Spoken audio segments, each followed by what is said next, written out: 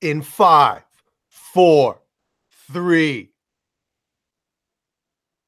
Rip. How come you didn't say 2 or 1? Because you don't do that. Don't, okay. Why not? Because it's just something you don't do. I don't know. Are we live? No. Is this live? Oh, we're live. Hey, everybody. Hey, everybody. It's Johnny Beane. 5:10 p.m. on the Pacific Coast. 8:10 real time. Thank you, YouTube. We're live. December 7th, 2018. What's up? Jay Hannon. What's happening, everybody? What's up, man? We're back. We're back. Oh, David Nesdall. Hey, what do you say there? Facebook, Instagram, Twitter, for your sister's ass, Pony Express. Hello. What? That's a little Vic D potato for you. Yeah. What's going on, man? What's been going on over there? Oh, God. Oh, Jesus. Dave, that burrito, man. God. That burrito is still sitting in my stomach. I just got out of the John. Why did you feed me that Mexican food, dude? I had nothing else in the fridge. Jesus. I'll tell you, I let loose like the damn burst. Hey, wait a second. Are you guys on the air again? Yeah. How long have I been in that toilet? 3 days. Oh, Jesus Christ. You know what? Can I sit over there again? Yeah. You guys don't mind, right? Oh, Did he wash his hands? John, you're still there? He fed me some Mexican food there the other day, and boy, I'll tell you, I was in that can. You don't want to go in there. Even the mirrors are fogged up. That's not good. How many days has it been? Jimmy T says, is John lost? Been about 2.5 days. Yeah, I think I lost about 30 pounds. Oh, those beans. Jesus. Oh. All right, well, hey, look, my parole officer says I gotta do some public service. So I mean, I guess this counts as retribution, right? Yes. After that whole drunk driving school bus accident, you know. All right. Hey, hi everybody. I'm sitting in again. Hope you don't mind. Hey, John. Good to see you, man. You know, that'd be a great idea for a Lost spinoff. Get lost in the bathroom. See, the way the title would come on Lost, it would spin Lost, and all you have to do is take a little title card, put in the toilet, and watch it go round and round and down. Which way would it spin though? Which depends if we're in Australia or not. You know, that's actually true. That's no joke. If you're in Australia, the water spins the other way. I've done that. I shot a film in Australia. Really? The first thing I did was run to a toilet and say, I just got to see something. And they're all like, whoa, what's with him? And there I was playing with the toilet.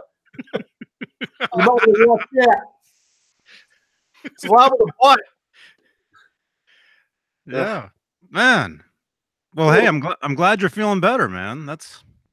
Thank you, man. Yeah, woof, boy, 3 days in the toilet, that'll do it. But all right, we're back on the air. All right. Yes. My buddy Dave. Hi. Good to see you, John. Jay, how are you? Doing pretty good. Awesome. Thanks for putting up with me again. Apologies in advance to all your viewers. Yeah, man. So what's Oh, look at the comments. Oh no, oh no, oh no. Here we go again. I've had enough. I'm signing off early. Hopefully next week John will be gone. Well, all right, yeah. I'll miss you guys. Sorry. yes. How you doing?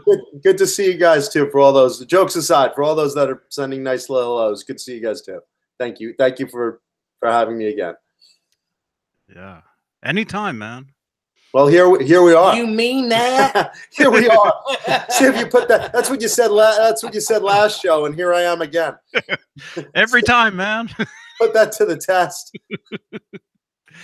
Oh, Oh no, it's John again. wow. Wow. What should we what should I talk about that Peavey real quick? Yeah, talk about that real quick.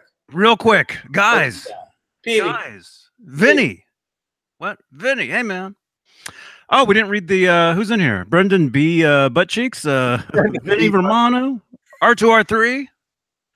Brian Davies wants to bitch slap me, but I think he could come over and spank me like his mama did. Oh. JJ's House of Jams. Now that's high quality H2O. There you go. Soda Pop. Some Dave dude. Who else? Everybody. Dan Halen. R2R3 locking nut. Yeah. Ben Coombs. Right there. There's a locking nut.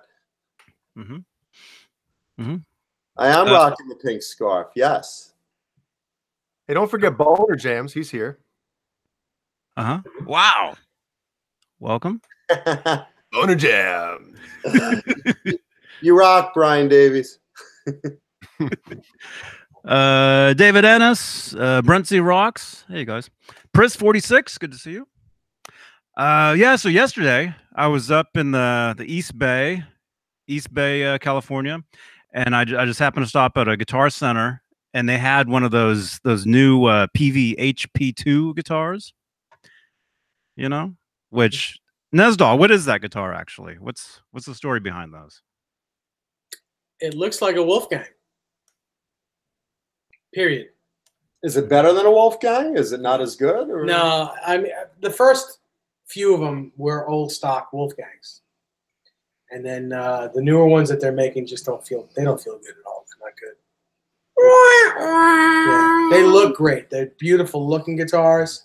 They're just not great. Yeah, they do look nice. In my opinion. In my opinion. To avoid lawsuit, it's just an opinion. You should have a little thing on the bottom of the screen here. It says, disclaimer, just an opinion. Don't sue us. Yeah, don't listen to Nesdal. It's only an opinion. Yeah, so I saw one at the NAMM show, last January. Didn't play it, didn't plug it in. I saw it last night at the Guitar Center, and I'm like, I got to play this. I got to try it, So I plugged it in, strummed on it, and the thing wasn't intonated.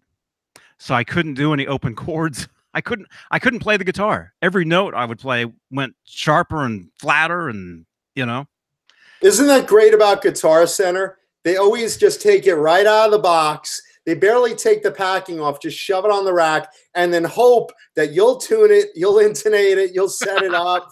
The action's this big. You can fit like a big Sharpie marker right under the strings, Well, that's the downside. I'll tell you, listen, I worked there for 10 years.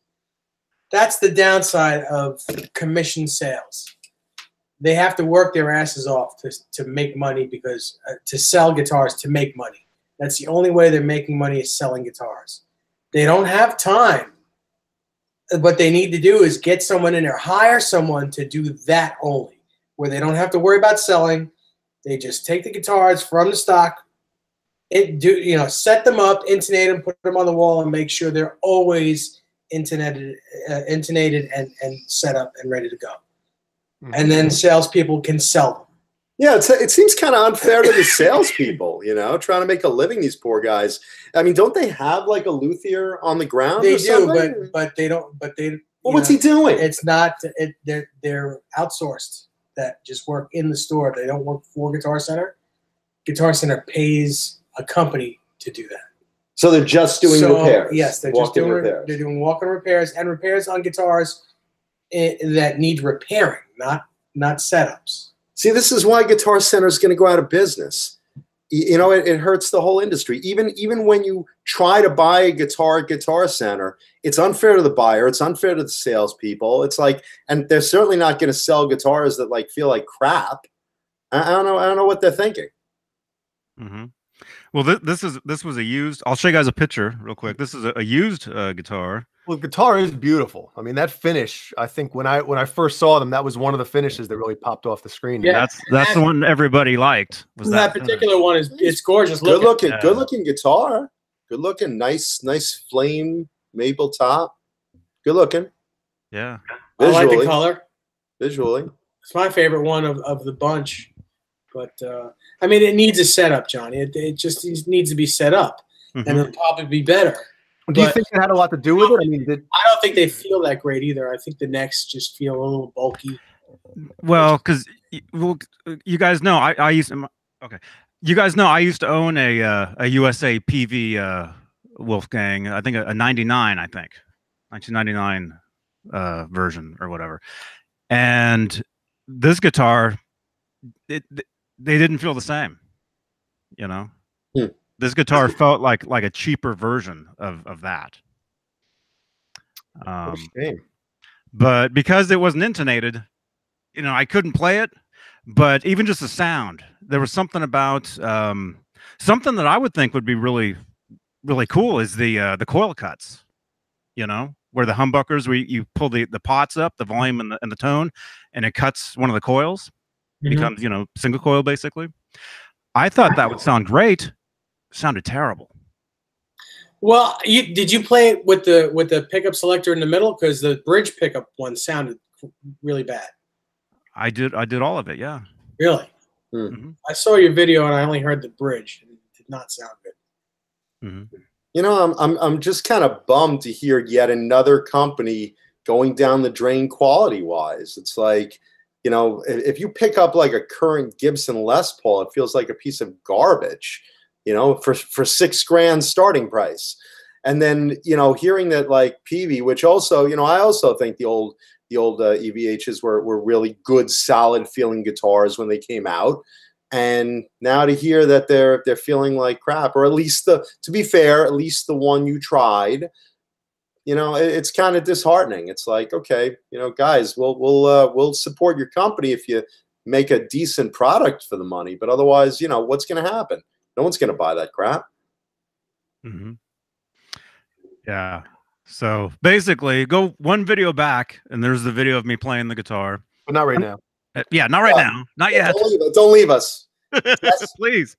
I have already torpedoed our viewership, so please don't let the 5 viewers watching left, and that includes us. That includes, well, there's us 3. Yeah, we don't us. need you guys to leave, so. No, it's just a shame when, you know, how much was that guitar? 16. It's $1,600. So obviously that's not a beginner's guitar. I mean, if you go to Guitar Center and you see that guitar on the shelf and you're actually interested, and you pick that thing up and it's set up like it was on the very top shelf. I had to ask. Do not touch shelf. Yeah. Yeah, it was on the do not touch shelf. You know, I had to ask them if I could see it, and I saw it, and like I said, good guitar, but the Peavey EVHs are much better.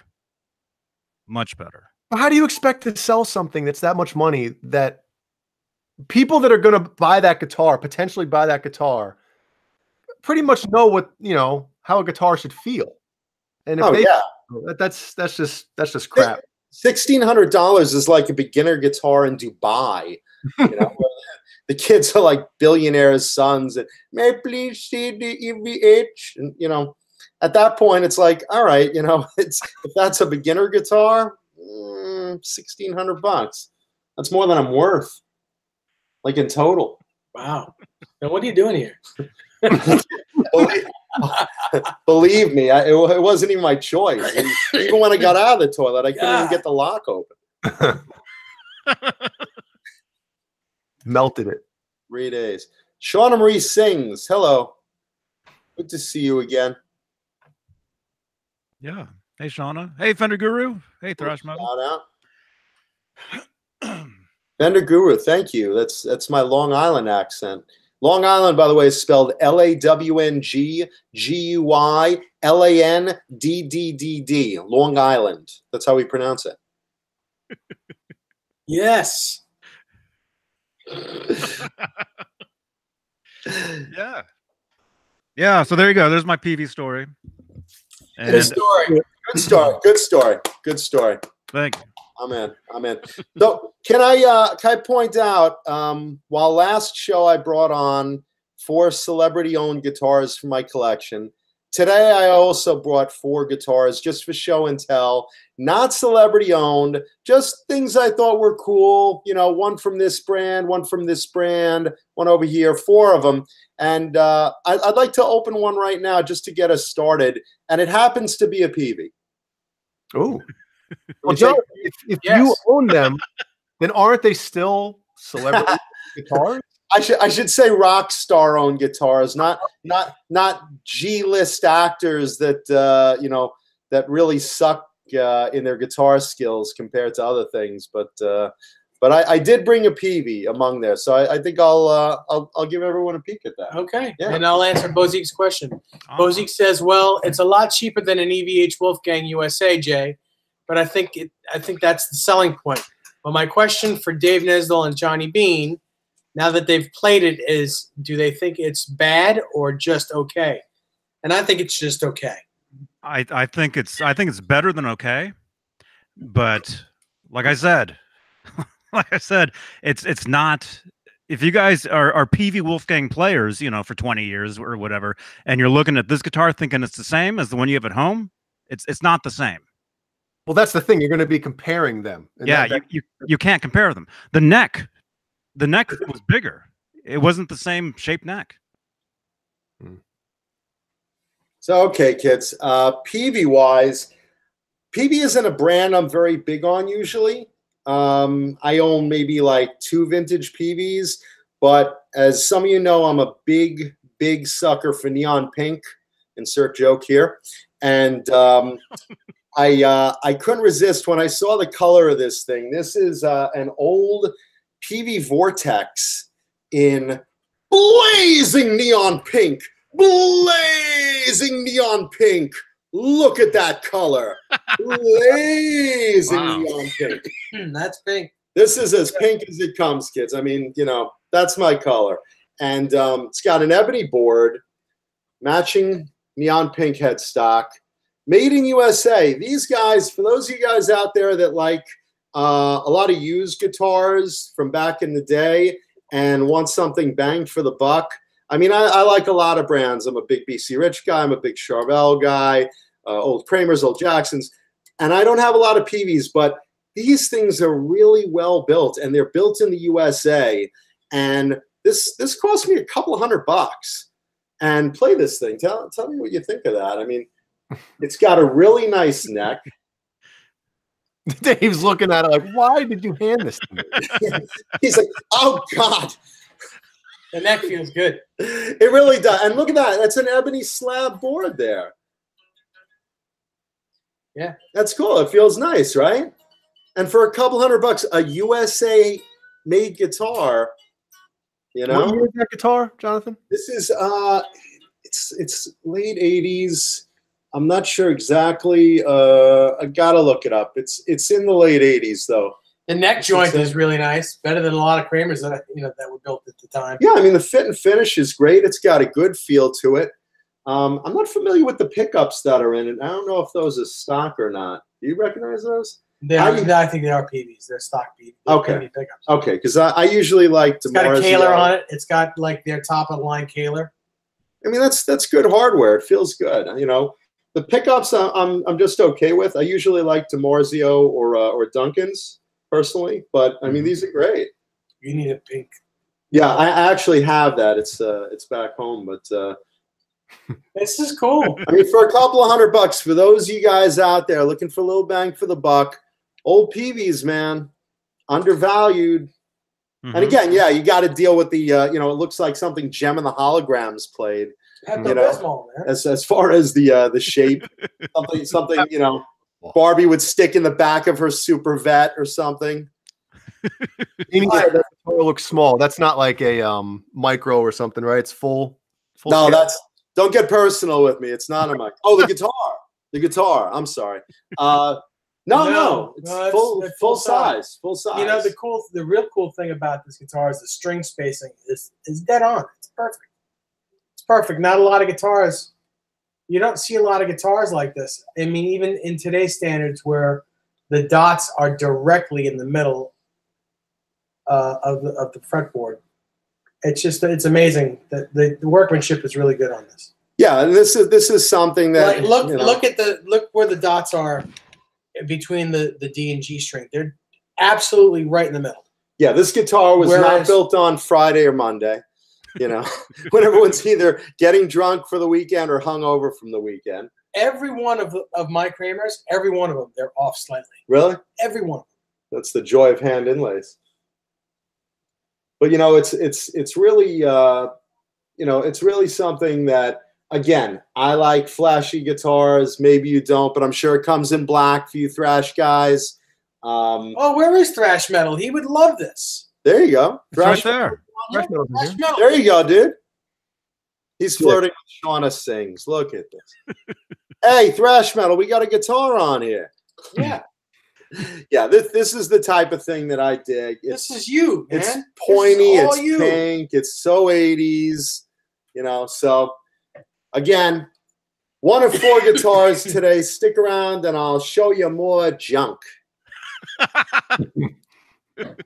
Yeah, Peavey, they've always made great guitars. That's one of the issues I have with that HP2. You know? Yeah.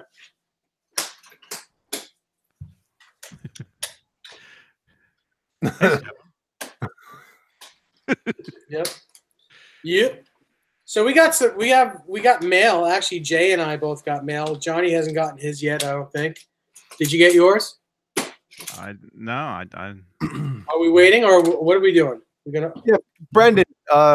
Do you want Dave and I to open, or do you want us to wait for Johnny? How do you know? How do you know he sent me anything? I also have a box to open. A box. And look, I have. It's the big man, as Macho Man would say. The big man. The big man. Yeah. Yeah. He says up to us. Yeah, go ahead. All right. Yeah, open everything. Let's open everything. At what? At the same time. Okay. I can't wait to see what you guys got. I got a rock. Oh, here they are. You've been in the restroom for 3 days hearing Dave say that line. I just passed a stone. I love it. A love letter. What we got? Oh, Brendan Butch picks. Oh, this is awesome. Brendan Buttcheeks. Nice. I love him. This is awesome, man. Get a shot of that. You guys at home see this? Brendan Buttcheeks. This is what I walked into today. Oh, that is so awesome. That's pretty cool. That's pretty cool. Look at that. Thank you. Brendan, that's so funny. I'm touching your butt cheeks. Yeah, all I got was a subpoena from the IRS. No, you're getting one of those. I'm getting one of those? Yeah, he just told me to give you one. All right. Thank you, Brendan. Oh, that is so funny. That's awesome, brother. Thank you, man. Give one to John if you want. Dave's like, I don't want. I want to keep him. Yeah, take it back after the show. Yeah, it's Dave. Dan Halen says they're butt picks.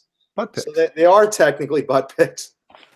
Now, every time you strum a chord, it goes, and you just can't figure out why.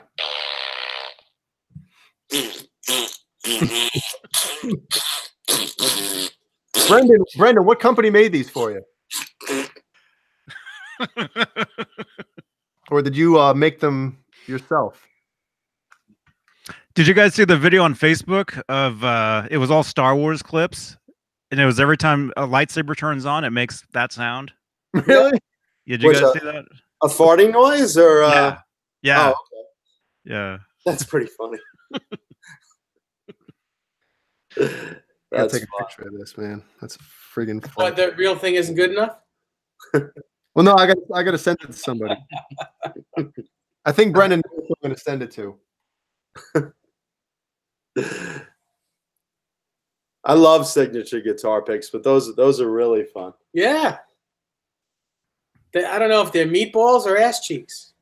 I know either way, they look delicious with sauce on them.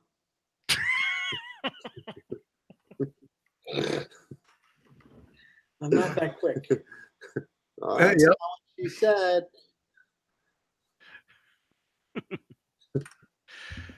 Shauna Marie sings, when are we getting you on Facebook? I don't understand. How could anyone not be on Facebook? We got to get you back on. Mm-hmm. It's like the whole world's on Facebook. Yeah. Like, I mean, that's like the basic. Shauna went back to MySpace. She's a game changer. She's a rebel. Amanda Coombs says ass balls. Ass balls. Well, if there was like some hairs coming off of it, then I would say, You know, there was a hair on one of mine. John BL 5150 wants to know about some other collectibles that I'm involved with in Hollywood and the show Hollywood Treasure that I was on for 3 years. I don't know really what you want to know. I do have some movie props. I have a lot of props from the TV show Lost. When the show ended, I was in charge of I was in charge of pieces of the plane. They actually cut up a real plane for the wreck. And then when the show was over, they sliced up the plane even further to give pieces of the plane to auction. So like at the auction after Lost ended, you could buy pieces of the plane. You could buy sections of the wing. You could buy rows of chairs, you know, and things whole like rows? that. You could buy a whole row of chairs. Jesus. So in your living room, you could pretend you're on an airline or whatever. You could, you know, fantasize about the Mile High Club or something. you could buy pieces of the plane from Lost. So I have a lot of Lost props and some other stuff. But there you go. So is there anything that people that were a fan of the show maybe don't know, or that you think like some cool either trivia or just something cool that happened on set that nobody would know about that you think is kind of either funny or just a cool story about that? I got a really cool story. Do you guys want a Lost set story? Sure, yeah. Okay, all right. So this is a little behind the scenes talking out of school, but it's fun. So there was in the final season, they brought back a lot of characters from the previous seasons. You know, guys like Charlie, you know, the musician Charlie who had died. Yeah. And in the storyline, Charlie was in love with Claire. So, you know, Charlie died and Claire went on. But in the story, everyone was hoping, you know, hey, in this new version where they brought back all these old characters, they were hoping to see Charlie and Claire rekindle their flame and be romantic again. But in real life, the actor who played Charlie was dating the actor Evangeline Lilly, who played Kate. And they had broken up at that time. So he was kind of heartbroken about being back on set with Kate. And the scene was supposed to be Charlie on stage singing to Claire a love song. But instead, the actor looked left and saw Evangeline Lilly and was singing it to her. And he basically, you know, the director yelled cut. He's like, no, look, you got to sing the love song to Claire. That's who Charlie, your character, loves, is Claire. And he's like, but I love Evie. And everyone let out a groan. And because, you know, obviously you're, you know, not doing what you're supposed to be doing. That's your personal business. And they did the scene again. And he again sang the love song to Evangeline Lilly. And it was a whole big thing because she at the time was dating the assistant director, who was also in the room. And eventually they wanted to say, or the actor who plays Charlie said, you know what? I can't do this scene with him in the room. And they're like, what? That's the assistant director. Please be professional and sing the song correctly. And he just basically wouldn't do it until the assistant director left. The assistant director left the set just so the scene could get done. but it's like one of those little Jesus Christ, be professional kind of things, you know. And he's a main character. He's a main character, you know. I mean, Charlie and Claire were a big item, and Evangeline Lilly, you know, they have their own private life. But you know, when you're on set, just do what you're supposed to do. Do what's in the script. Don't bring your personal life into it. But hey, you know, heart wants what the heart wants, you know. So there you go. There's a little tidbit from the set of Lost. So if you go back and watch that scene, you'll see him doing the scene properly, but you know, it took a couple of takes. That is pretty cool. Yeah, just a little, you know, if you don't know what I'm talking about, you haven't watched Lost, I apologize for wasting time, but no, for those of you watching Lost, okay. You'll be like, ooh. Because Johnny's gone. Johnny's gone. Mm-hmm. Oh, no. I'm Johnny's gone. Sorry, I'm here. I had to take Howie out. Oh, okay. All right. Did he have Dave's burritos as well? Yeah. Yeah, he got it. It always comes back to Dave's burritos. Yeah. What was the line? Dave opened a burrito? What was that? Remember that, Dave? I don't remember. Open that burrito. I don't remember. For Todd, aka Soda Pop, just one more quick Hollywood treasure question. He asked, did they ever find the stolen ruby slippers from the Wizard of Oz? And that was something that was an episode of Hollywood Treasure on Sci-Fi that I was on. And the answer is yes. Yes, they were eventually recovered recently. Earlier this year, they were recovered. And they are now back at the Hollywood Museum, the Museum of Judy Garland. So yes, they were recovered. Who had them? Did somebody actually steal them? Or They were stolen. They were stolen. I can't speak on details of who had them, but the FBI was involved, and they did finally recover them. And it was with the assistance of the great Joe Maddalena, who was the star of Hollywood Treasure that I was with. And yeah, that was earlier this year. So yes. Did they say how much those things are actually worth? They're about $2 million. Oh my goodness! Cool, $2 million. And weren't they not supposed to be ruby red slippers either? I remember reading some trivia about the movie, and it was supposed to be something else. What they are, for Jimmy T, who wants to know a Lost episode I was in, LAX Part 2 is one that you'll see me like a lot on because I beat up Jack. But anyway, they were what was the question I was just asking? I'm sorry, I got distracted.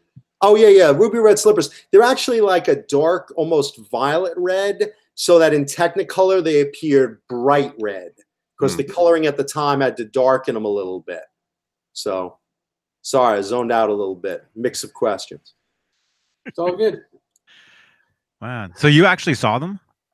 I've handled them, yeah. I've handled. There were a couple of ruby slippers. I've handled about 3 of them. So yeah, I have indeed.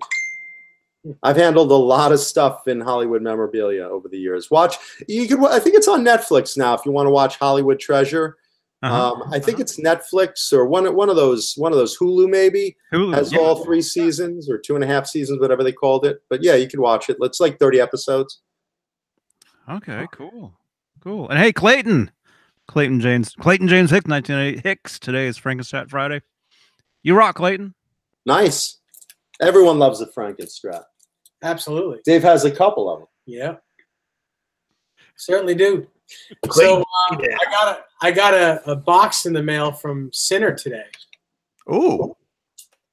And I don't know what it is, but I'm dying. You guys want me to open it? No. Unboxing. No. Let's put it under the tree. I can't wait that long. Kidding me? All right, here it goes. Very curious.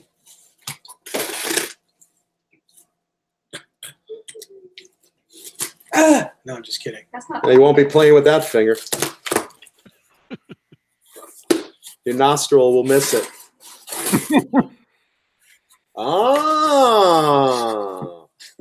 It's that fleshlight we talked about last week. 2 of them. One for each of us. It's a buddy system. Or the double-ended one. Oh, Did they even make that? Oh no! It's an accordion. 6 packs of GHS strings. Nice. My brand. Very cool. Wow. Look at that. Boomers. A new Snark tuner. Which I love those. Oh, it's super tight too. Yo, super tight. Yo, man, that's tight. This shirt might be super tight. And a beautiful Ibanez t-shirt. Nice. Awesome. Sinner, thank you so much. That's awesome. That's very cool. Bravo. Bravo. But I didn't get any candy. No candy from Sweetwater. What? I thought every order came with candy. Yeah.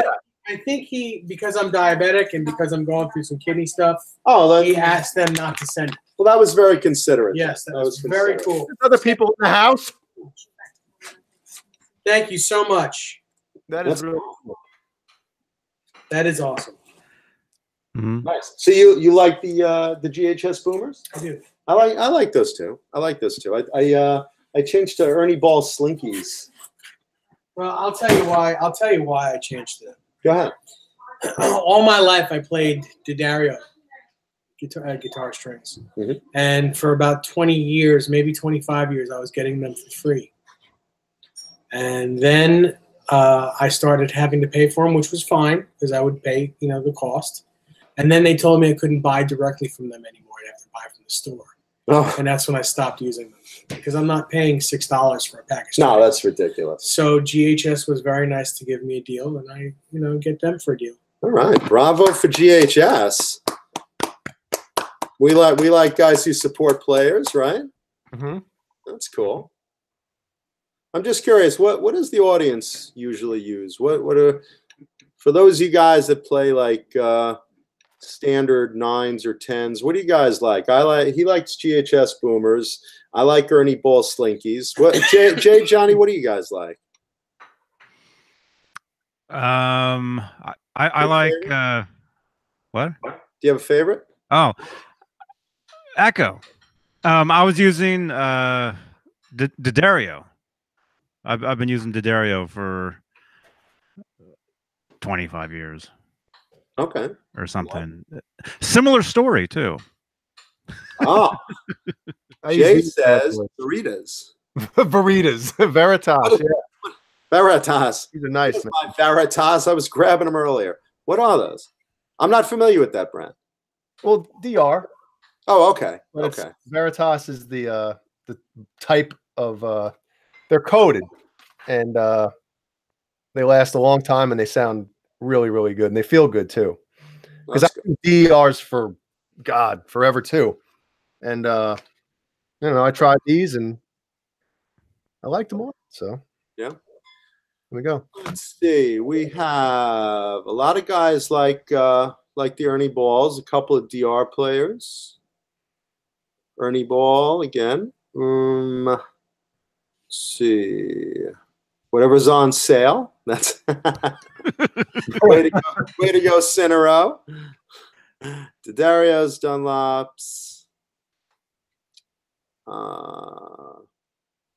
Citizen Kane wants to know what strings come on the MIM Wolfies. Probably EVH brand strings, I would imagine.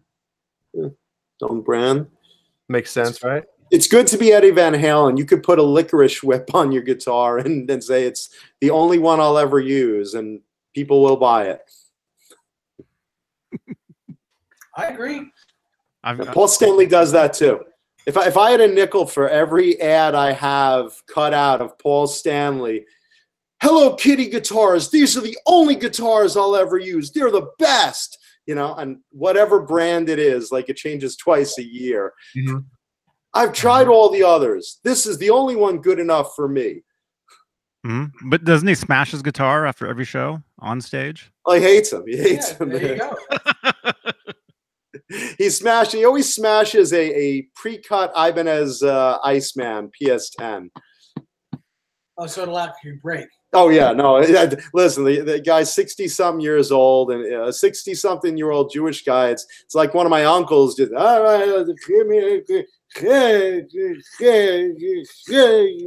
yeah. Believe me, you need it kind of scored a little bit down the neck to break. Some Dave dude says I sound like Paul Stanley when I talk. You kind of do. You kind of do. You have kind of that. Yeah, I hear it. If you I don't have the little tiny. He has something else like this. Yeah, you have the little tiny. Yeah. I think a few of us have that little tiny. I know I do. If you have at the end of God Gave Rock and Roll to You, from the Bill and Ted soundtrack, the cover they did. Yeah, it's a good song. The very end, while the song is fading out, Paul Stanley says the funniest thing that I've ever heard in a rock song. And it's just him going, how many people here like the sound of rock and roll music? Well, I do. Well, I do. It's like, who told him to say that? Let me tell you something. Paul and Gene can get away with saying anything. They're Paul and Gene. They're allowed. I mean, make no mistake. If I hold up a $50 bill to a mirror and say Gene Simmons' name 3 times, he will come and appear and take the bill. So, but with that said, it's like Bloody Mary, right? But with that said, Paul and Gene, I mean, they're the old school guys. As marketed to death as they are, they're not stupid, man. No. We all grew up with them. Mm-hmm. So who said these strings are not coated? Dry heat. Let's see. I don't know. Maybe a different core. I thought they were. Are they hex core or round core? ACT. It says blah blah blah. Players tell us Veritas strings with accurate core technology and quantum nickel last longer and have more power than ordinary nickel plated strings. My Viagra label says the same thing. Well, they're probably right. What the hell do I know? I just saw the picture on the back, right? It says with and without. So I'm like, oh, they must be coated. Well, that's clearly a difference. Clearly a difference. Well, people know more than I do. I don't know crap, obviously. But they do feel good. That's what's important. That really is. Mm-hmm. The feel of a guitar string, that they don't break every second. That's cool. Mm-hmm. That they sound good. Mm-hmm. Now, wait a second. Amanda Coombs, you don't have a guitar? No, she's a singer. Oh, okay. You're a vocalist. Okay. Boil your strings, Dan Halen says. Have you guys done that? I've heard that before. I've never done it. Someone told me that before. I've never tried it. I think that's a load of crap. Does anyone else boil their strings? What does it do? Just kind of, it's like stretching them out. Yeah, but it stretches them out. I've done it. Does it work? I did it. It works for like, you could do one show like that, but then they rust. They just, Also, what it does though is it cleans. Like if you boil old strings, it takes all the dirt and stuff out of them. You know what you should do instead of stretching your strings? Here's a trick I do, guys. Leave your guitar out in the rain, and the wood swells, and the strings get stretched also. So just try it. Just try it. Leave your guitar out in the rain or the snow for at least a day or two, and just see what happens. There are people that tell me how it works. There's people that are going to try that. Someone's going to mail me like this thing that looks like it's been at the bottom of the ocean with barnacles on it and say, "This was my guitar. Thanks, John. Great advice." Yeah, I boiled a set of strings probably after I read that interview with Eddie when he says he does it. And I did it on like an older set, that was on my guitar for a while. And putting them back on was such a pain in the ass. I'm like, I'm never doing this again. Yeah, how do you put them on when they're already coiled? And I mean, they break your fingers open. Yep. Well, why would you do that? No, it was too much of a pain in the ass to do it. I honestly think he was just saying that to see how many people would. Yeah, he was throwing us all off the trail again. Mm-hmm. Mm-hmm. Well, wasn't that back before the Floyd Rose too? Yes, that was during the first tour. And he's thinking to himself, look at all these morons. Mm-hmm.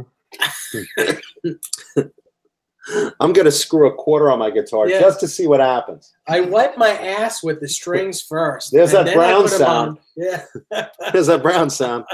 Well, there's that one article when he talks about doing something to his amp, and then it ended up turning out that people were like blowing their amps, and he actually didn't he have to like the next interview he did, he had to say that that's not what he did or something. Well, I'd like to see how people would blow their amps. That's funny. I think the magazine in the next issue said, you know, in the front of the magazine, it was telling people not to do that. Well, look, before you blow your amps, take them out to dinner at least. Exactly. You know, be nice to them. You know, buy them dinner at least first. Some flowers. Yeah. They buy you dinner if you're going to be doing that to them. Romance is dead. Blowmance. Blowmance. Oh. Uh-oh. What was that? That gunshots again? That was the guitar. The guitar fell over. Oh, okay, okay. All right, hang on. Uh-oh. What's Brian Davies hates bus drivers? Why? Oh, what happened? He got hit by a bus. You literally got hit by a bus? Yeah. Jesus, dude. It's really screwed up. I'm in all seriousness, I'm so sorry that happened to you. But I say that every day. I hope someone gets run over by when I get pissed off. I hope that guy gets run over by a bus. Wow. I never said it to you, Brian Davies. I never did. That sucks, man. That's horrible. I'm sorry to hear that happen. I never really thought someone would actually get run over by a bus. I got hit by a car once. Literally walking across a crosswalk. I got hit by a car. I hit someone with a car. I hit Larry Mitchell. I hit Larry Mitchell with my car. Intentionally? Yes. Oh, there you go. See? Don't cross Dave. Hey, one of my father's old girlfriends, when he was like in his 20s, got run over by a bus and killed. And killed? Yeah. She was run over and killed? Standing on a snowbank on the corner, and she slid down the snowbank right under a bus. Oh. Wow. You know what really sucks is your dad was going to break up with her that afternoon, and he was like trying to figure out how to tell her and how to break the news. And he's like, geez, what am I going to say? I'm going to break her heart. And all of a sudden, he should have married her and gotten some sort of insurance first. Well, maybe he was driving the bus. Who knows? Wow. Who knows? Who knows? You know, I might not be here, or I'd be somebody else. You know. Wow. Well, we're really sorry that you got hit by a bus. Your video's oh no, now you're there. Oh. You're there. You need to stop downloading amps getting blown. What is she on Kazaa? Remember that? Morpheus, Kazaa, LimeWire. Remember that one too? Yeah. Remember having to wait an hour to download one? Like a 10-minute video? Oh, yeah. No, not even a 10-minute video. Like I'm talking before cable internet. Like when you were on dial-up and stuff, having to wait a full hour to download one.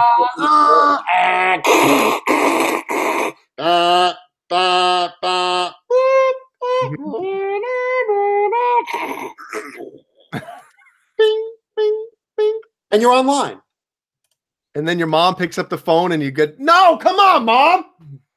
Are you on that 1-900 chat line again? Get off. They're not even women. Get off there. And put away those socks they found under your bed. They're hard as rocks. Oh, God.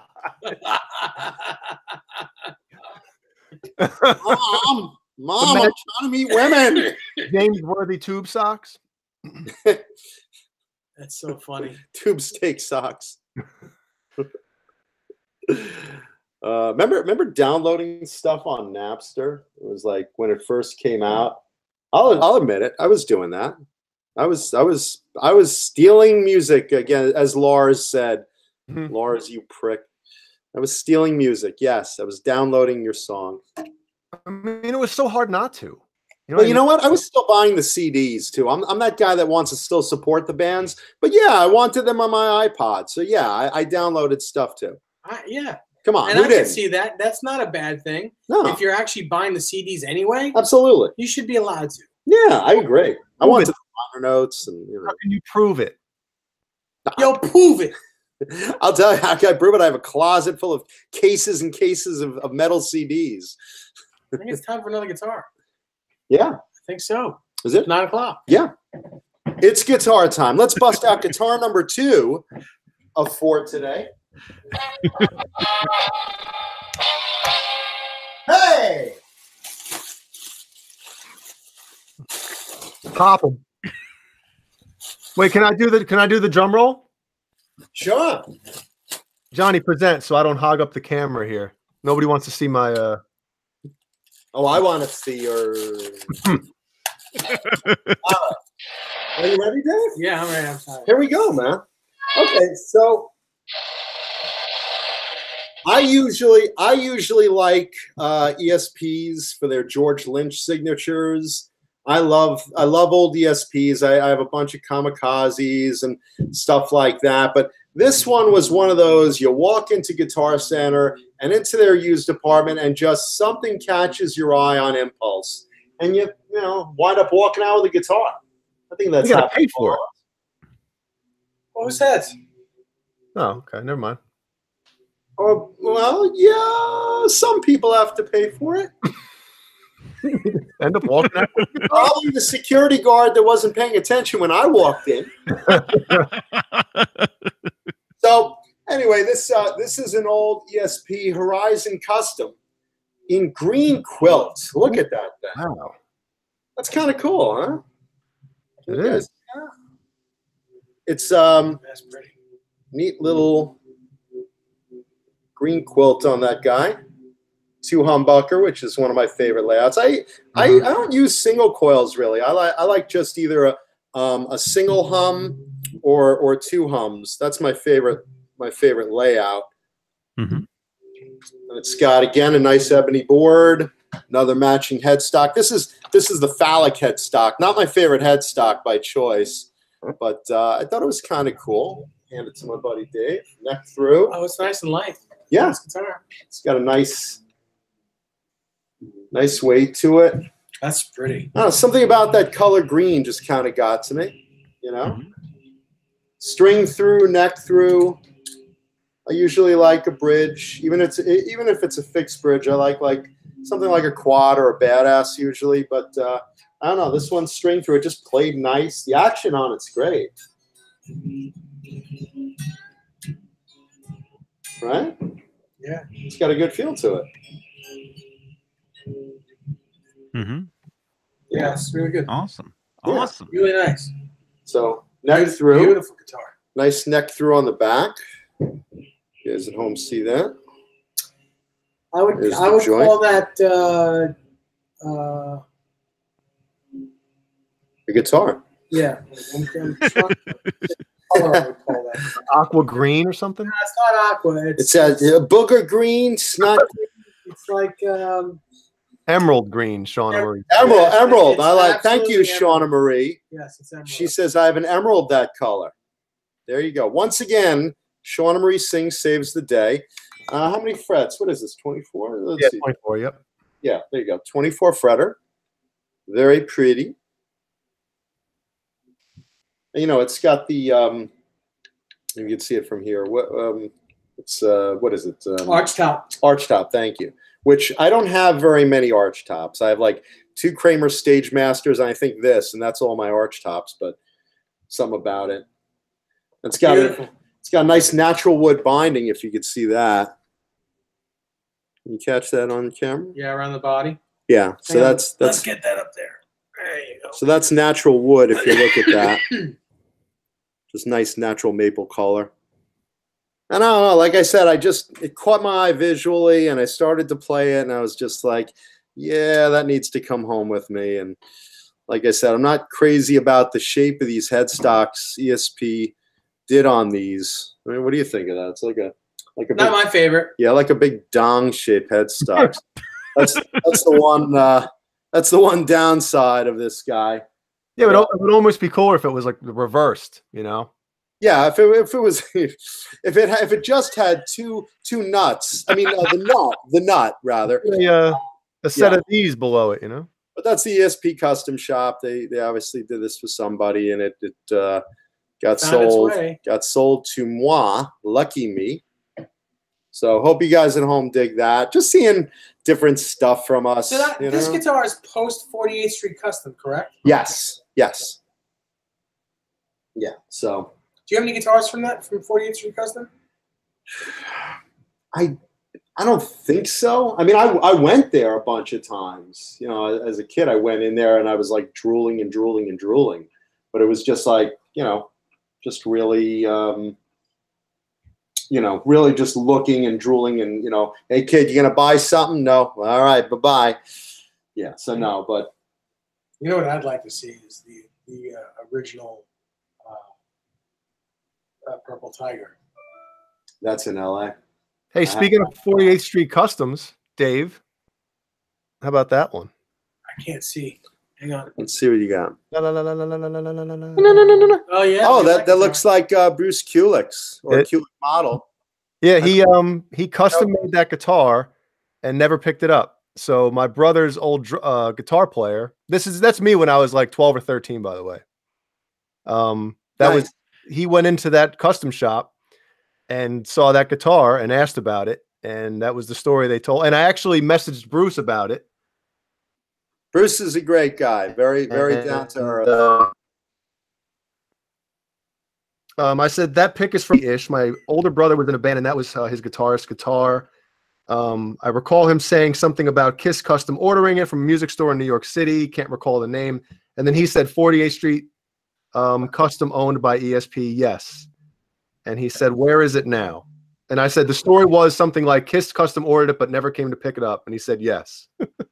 Nice. I was trying to find out who my brother's old guitarist sold it to, and I couldn't get a hold of him, and I never found out.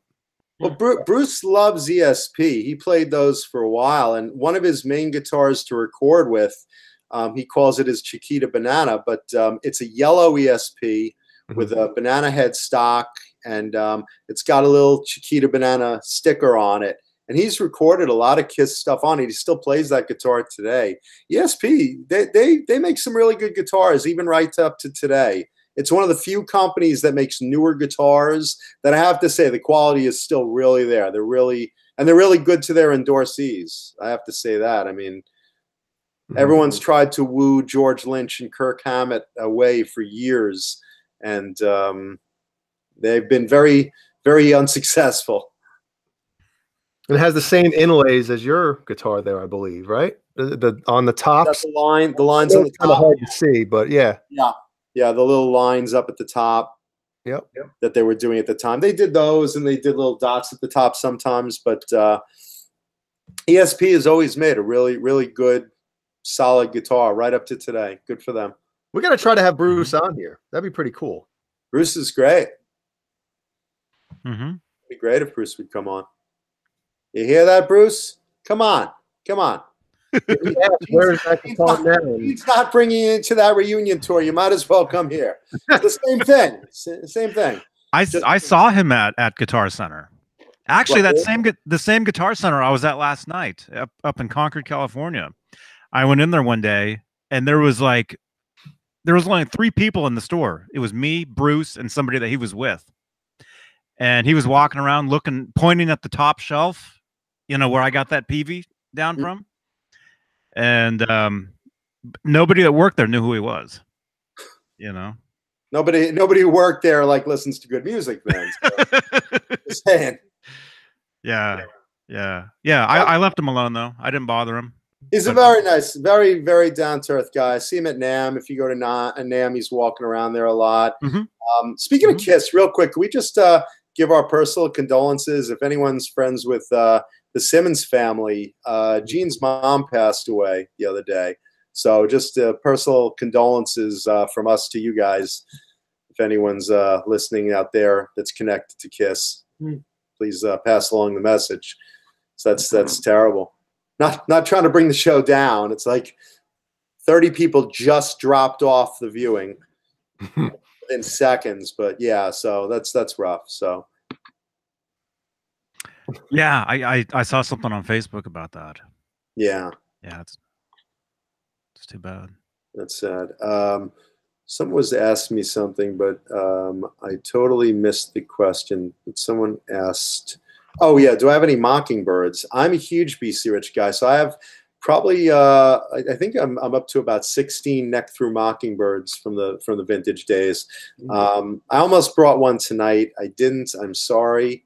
I have a Koa shorthorn mockingbird where I am right now that I almost brought, and I didn't. So now I feel bad. It could be the next maybe next time. Maybe next time. But yeah, I have a lot of old BC Rich. So you'll still be there Tuesday in the bathroom. So the next burrito. Yeah, depending what Dave feeds me tonight. You never know when I may show up and ruin the show further. There it is. Excuse me. Johnny, R2, R3? Let's see. There we go. Great show. Opinions about the new Frankenstein Seymour Duncan pickups. I never heard of them. I didn't know that they even came out with it. Yeah, they announced it yesterday. Is that a sound or it's just Frankenstein design looking? I don't know how they could actually use the Frankenstein name. Are they officially licensed? According to what I saw, it seems like they are. And somebody please correct me, because I didn't see how it was possible. But you can get any, basically they're the Frankenstein pickup, right? But you can get them like any colors you want. Any bobbin color? Yeah. And does it have the stripes or anything, or does it look kind of like? No, it's just the sound of the what's. Okay, so it's like a brown sound after specifically Frankenstein. Yeah. Oh, that's cool. What was that one you had me play the other day? There was a Van Halen pickup you had me play. That's a prototype just before the Frankenstein. That was a prototype. Because, man, I love the tone of that thing. That thing was great. I even pointed that out. Dave had me play a pickup the other day, and it was a prototype, I guess of the one that we're talking about now. Yeah. And what a great sound. If that sounds anything like the prototype I played, I highly recommend it. What a great tone. Very, very cool tone. Mm-hmm. Dan Halen says they are. So Johnny's looking it up. I'm looking. I haven't heard them, but I would think they would sound great.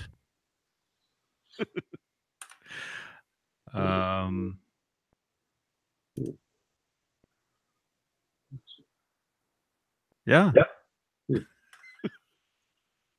I'm reading John BL's. Soma. Our producer. Yeah, he's at the computer. He's at the helm. Is John BL produces? No, he's the honorary producer. He helps us out. Yeah, whenever we need to, he checks. He's our fact checker. He's the Wikipedia guy. Oh, okay. Yet another guy smarter than me. Not that that's hard. So the Google's guy. That's great. Let's see.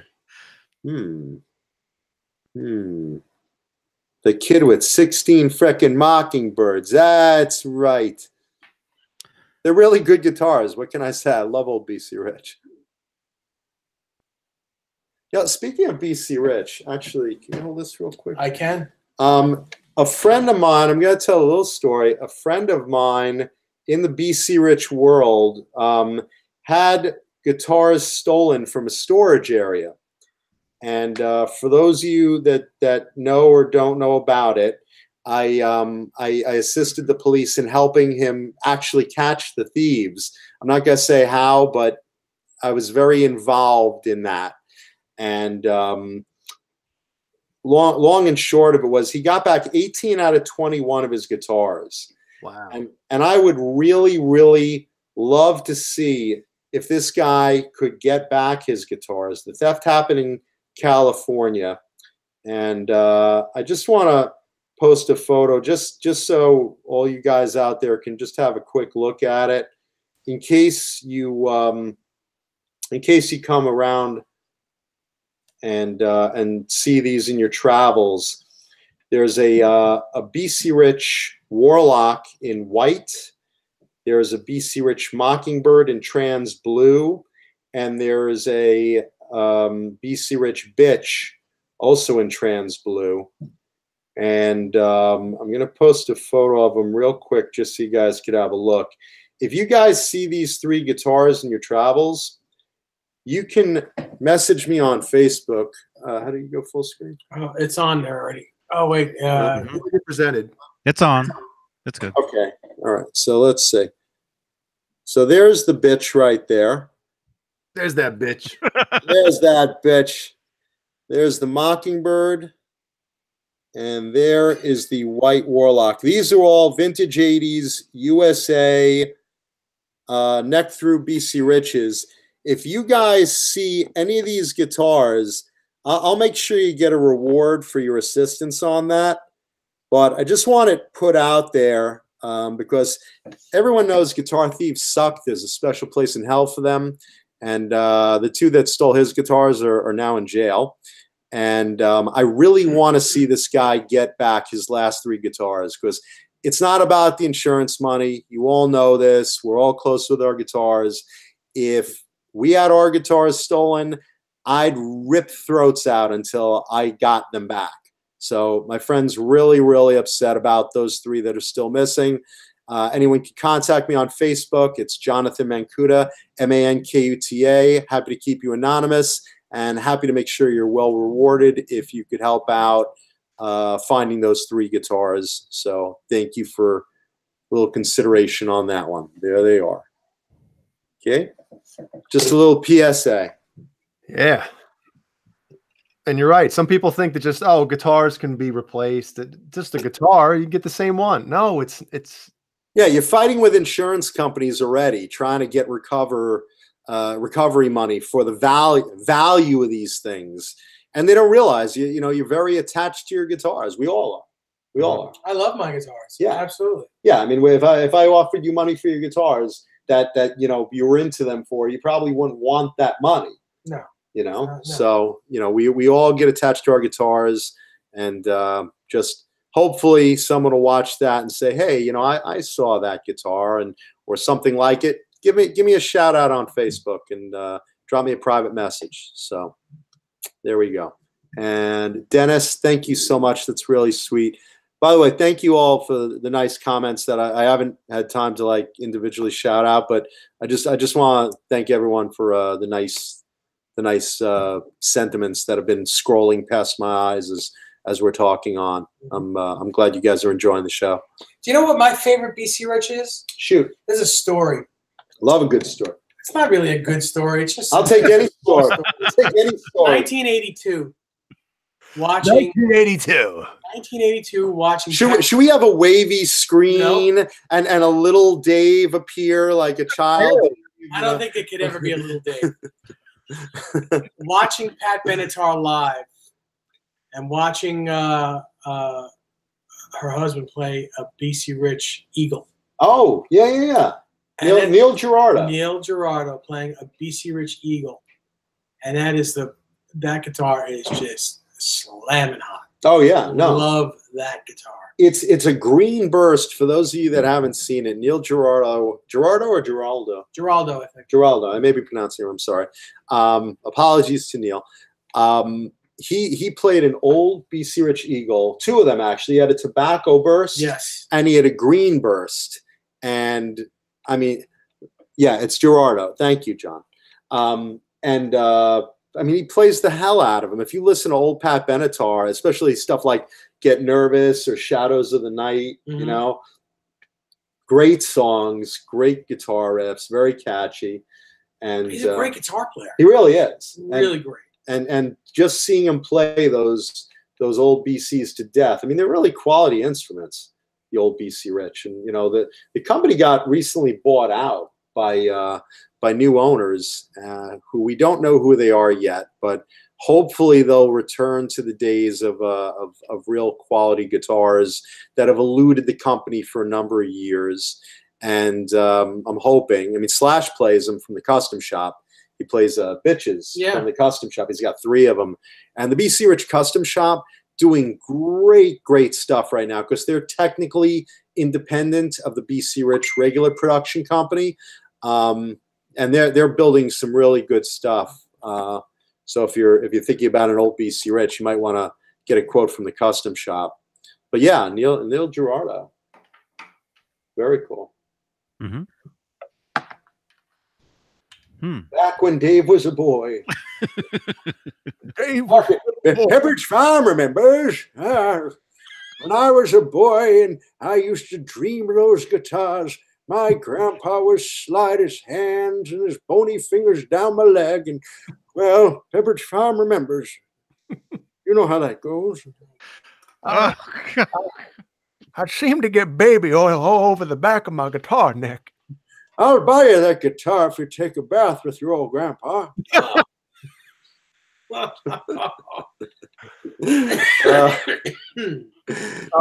Davies, Jonathan, he says he'd love to see your LA guitar collection as well. So that's in 3 different locations. Yeah, I mean, it's a lot of guitars. It's a lot of guitars. But look, I'll pop in with stuff once in a while when I can. Bozique says that it's rumored that Slash was going to be one of the buyers. I've heard that rumor, and I can't say yay or nay. But that is basically the that is one of the rumors. I've heard a few different celebrity buyers. It'll probably come out in the next year, of course, but I hope it's Slash because he actually loves the brand and he's one hell of a player, very nice guy. And yeah, someone just posted, yeah, John, you're not coming back. You're not coming back. And is that my parole officer? Yeah, it is. All right, I guess I'm in for thing going off yet? Guess I'm in for news. What, the little anklet? I guess I've gone too far in many ways. Someday I would love to see your guitar collection video done with the old man voice. That'd be fun. Back in my day when BC Rich used to build guitars, they built those for quality. This was back, of course, when I used to walk 5 miles in the snow just to get to the bus stop. But the bus never came unless it clipped me by the bumper. Now, back then, of course, there were horse and buggies, and the bus was a luxury that we couldn't afford. Of course, this was before schools were free, and you had to buy your way into a school or sleep with the janitor and sneak in the back. Speaking of sneaking in the back, am I wandering off?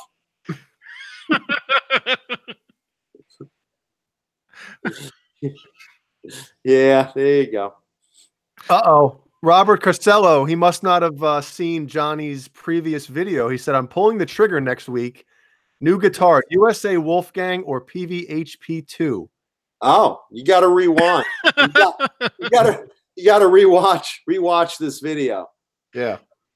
We touched on that today. Robert. Robert. Jay, did you hear that? Yeah, I did. In my opinion, okay, USA EVH Wolfgang. Okay. Yeah. I love you too, Shauna Marie sings. Blank Palette 2 says you just lost 100 people and you only had 29. I have that effect on people, unfortunately. Imagine we had negative people watching. Like, how would that even? It's so bad. Even our screens are signed off. I have torpedoed your show officially. You used to have such a good ratings, and everyone liked the show, and they're like, "Not this idiot again." How many times are they gonna have this moron on? Jesus. This just happened at my dad's house. That's their front yard. Someone blew up? Wait a minute. Didn't Caleb play HP2 at NAMM, Johnny? Wow. Wow. What happened? A bear just walked across his yard. Across Dave's dad. This is how bad the show has gotten. We're so out of ideas for topics. Hey, Dave's dad just had a bear walk across the yard. A Chicago bear? What do you guys think? Yes, Refrigerator Perry. Yeah. Getting the newspaper. Oh boy. Oh. No, that's pretty funny. What do you think? Time for guitar number 3? Yeah. I think. Are you guys okay with guitar number 3 coming out? Yeah. Yeah. Just a little fun show and tell for everybody. Yeah. And then what, Jay? What were you saying, Caleb? Well, I was gonna say about back to Robert's question while Jonathan's grabbing guitar number 3. I believe Caleb kind of echoed your opinion about the HP2s as well. I think, didn't he play one at NAMM last year? Well, this year, technically, still. Yeah, he played a few. And one of the ones that he played, between 2 of them, he swore the necks were different between one and the next. Like the necks weren't the same shape, you know? But the guy from Peavey said, yes, they are, right? Yeah. Yeah. So maybe one was one of the leftover Peaveys. Maybe. Maybe one of them. Maybe. But really quick, one of the things I noticed was the humbuckers. I guess they're making brand new humbuckers for the guitars. They're not the same. They don't look the same as the Peavey ones. Mm-hmm. They look different. Now, are you really dying to get a guitar right now, Robert, or can you wait? When is NAMM? January 19th, I believe. Or can you wait and see? Maybe there's a newer USA model coming out or something, or maybe Peavey's got a new something. Mm-hmm. I mean, it's so close to NAMM where it's like, man, they might be coming out with something new and even newer colors or something. Yeah, Robert, I would wait. I would wait a little bit. That's a good point. NAMM is right around the corner. I mean, you're talking a month, you know? Yeah. I think a week, a little before as well. You don't want to buy something and then all of a sudden there's a brand new color of, the same guitar, John BL asks, what's on the fretboard of my green Peavey Wolfgang there? Nothing. It's a shadow. And behind it, I have a guitar strap, so it makes it look a little wider, but that's just a shadow there. And Todd aka Soda Pop is saying, whip it out, John, whip it out. So I don't know how to take that, but what I do, can you excuse me while I whips this out? I love bright, flashy colors. If it looks like it shot out of CC DeVille's ass in 1988, it is my jam. So another favorite company of mine, BC Rich, we were just talking about them. The old ones, I think, are some of the best made guitars ever. So this was my birthday present to myself. I just turned 29 again. And I bought myself a used Warlock neck through, and this is neon pink with blue overspray. I mean, I don't even know if you could get how bright this thing is at home, but it's got, there you go. You see how the light reflects off that? You catch like a blue pearl in the paint. Mm-hmm. So it's got a blue overspray. They were really experimental with paints over at BC Rich in the late 80s. And this is a 1987, 86 to 87. I'm not sure exactly, but ebony board with lightning inlays, neck through. Man, where'd you find this? I find all this stuff. A lot of guys come to me. I'm very well known in the hobby to, when they find things that are like glittery and handmade, kind of sparkly 80s kind of stuff, it finds its way to me. So you can look at that. It's got a pointed headstock, which they made a couple of types of headstock for the old BCs, but this is the one that was popular in the late 80s. And again, neck through, tone for days. Really cool Duncan pickups, which, again, one of my top 2. I like the Duncans. I like the old DiMarzios. But these are really, really cool. Kaler. And I hand it to my buddy Dave. So let me ask you a question. Wow. This is fantastic. Let me ask you a question. Shoot. So in the videos for like I Want Action, the original Poison videos. Okay, sure. All those BC Rich guitars that you see in those videos, are they all USA ones that he had, or were they NJ series or whatever? Great question. Okay, here's the thing about CC DeVille. If you watch, especially the Poison video that really put him on the map, Talk Dirty to Me, it's like a commercial for BC Rich. They have, you know, he starts off, you know, hit it CC, and you're going down the line of guitars on stands, and, you know, Oh yeah.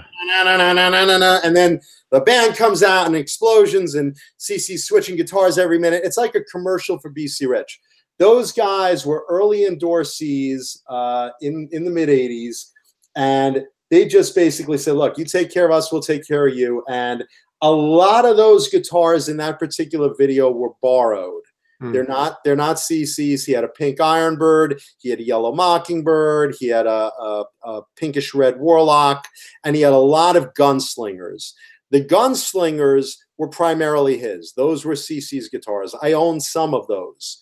But stuff like the Ironbird, that was a loan, and so was the Warlock, and he might have kept the yellow Mockingbird, I think, but most of those guitars were Warlocks, were USA neck-throughs, and there might have been in the background during some of the pass-by scenes a few cheaper NJs or something, but the ones like you'll see one scene where he's got the pink Ironbird, and he kind of is playing it like this, and you can see it's a neck-through model. You can see it's a USA neck-through model. So all that stuff, most of that stuff was USA stuff. Most of it on loan, but the Gunslingers were CC's. And again, I knew CC a bunch, and you know, I have some of his guitars, I have some of his Gunslingers, and this would be right up his alley. That's really where I get my love of like bright, flashy stuff. Is like a band like Poison and, you know, Warrant and stuff. CC plays GMP guitars now, which are round horn V's, and he really doesn't go back to the old ones. The guitars he plays now are made by Dan Lawrence over at GMP, and they're really high quality guitar, round horn V, and you know, but this is old school, and that's more what I like is 80s. That's all my kind of stuff. So love it or hate it, BC Rich, handmade, USA, neck through Warlock in blazing neon pink. Well, Shona Marie Sings had a couple cool, what color did you call it? Electric bubble gum. Well, that's a great term for it. I like that. Let's see. Blank Palette 2. John, did you get a Jeff Beck model with a weird pick guard? They're making them again. By the way, Jeff Beck's leather vest was mine. Find out the guy painting for me sold it at a used shop. Beck got it. That's a very cool story. I didn't, but I know what you're talking about. A buddy of mine had a Jeff Beck Jackson in neon pink. And yeah, they are making them with those weird pick guards. What it is, it's a 3 single coil soloist, Jackson soloist, and the guard kind of goes, if this was a soloist, the guard kind of comes off the top and covers down a little bit, so it's just kind of up here in that soloist, and that's the Jeff Beckish kind of model. Dave's face is the best. He's like, why do you keep handing me this thing? He's like, it's so embarrassing. No. So embarrassing. This contour up here is really comfortable. Brian Long says the skull guitar and the Nothing But a Good Time made him want to play. A lot of CC DeVille's. That's a J Frog, isn't it? It's a no, it's not J Frog. He made George Lynch's Bones guitar, Mom. But the guitar, it is, I think, was it not Dennis Klein? Oh, who the heck? Screamin' Lehman carved that one, and it actually didn't belong to CC. It belonged to a buddy of his, and CC borrowed it, and it's now sitting in a Hard Rock Cafe. So, Boner Jams wants to know, did the scarf come with the guitar? it should have, right? Because I love neon pink. I love neon pink. Here's the Jeff Beck, real quick. There you go. See, he has one in neon orange. and they make it also in Jeff Beck pink, or what's known as platinum pink. So that's kind of neat. That's a cool picture. Yeah, that's fun. But I love a pink Ibanez gem back in the day too. CC had a yellow one, just like the one on Dave's wall right there. Just shuffle over a little bit, right where I'm pointing, right there. Just like that. CC DeVille has one, and that he told me was a gift from Steve Vai.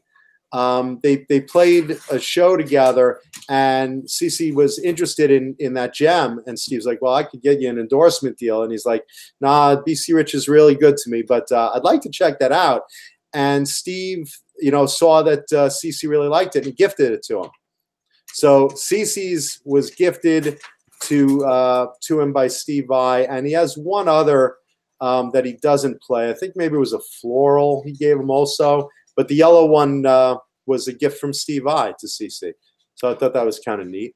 And do you remember what year that was? Because I remember reading something back in the day about people, when they saw CC DeVille play a gem, they got on him for copying Steve Vai. No, not the copying Steve Vai thing, but kind of turned a lot of people off because it was like, oh, that must be a glam metal guitar. Now, I don't know how true that is. I don't know about that, because you know what? Steve was at the time playing with David Lee Roth. I mean, you want to talk about glammy. I mean, Diamond Dave was, he was a Jim Dandy, if ever a Jim Dandy there was. So I don't know about that. I mean, neon pink, neon yellow. I mean, they were all glam guitars, but they're good guitars, and the idea that Steve was playing it really gives it some serious credibility. If anybody could give a guitar credibility, I would say Steve Vai would be a good one. I would say. Yeah. So. I just don't know if it was around the time period of when things were kind of shifting, towards like the grunge stuff. I can't remember when CC DeVille actually played that. No, it was like 87. It was when every rose has its thorn video is what that is. That's before the whole changeover, so that wouldn't have mattered. Yeah. So let's see. CC DeVille is a good player. He gets a lot of crap, and you either love him or hate him, but he actually can play, But look, the fact is, he came out in makeup the first time. People just kind of said, he's a poser, he's a poser. But the guy can really play. If you watch live, that guy, he's fast and melodic. Love him or hate him. He did better than you, and he did better than me. The only thing I don't like about CC is his vibrato, but he's a good player. He knows what he's doing. Great player. Pink guitars have better tone, just so you know. As the rumor is that different colors give better tones. Pink has better tone. Trust me. Green. I like green. I like green. Todd A.K. Soda Pop wants to know, would I kill for a Klondike Lynch guitar? I have a bunch of George Lynch's original guitars, his older ones. What's the Klondike? Is that the new V? Is it the new V one? I don't know. What is that one, Todd? What is the Klondike Lynch? So I know George was playing a V recently that was really cool, and a buddy of mine got that guitar from the video. Let's see.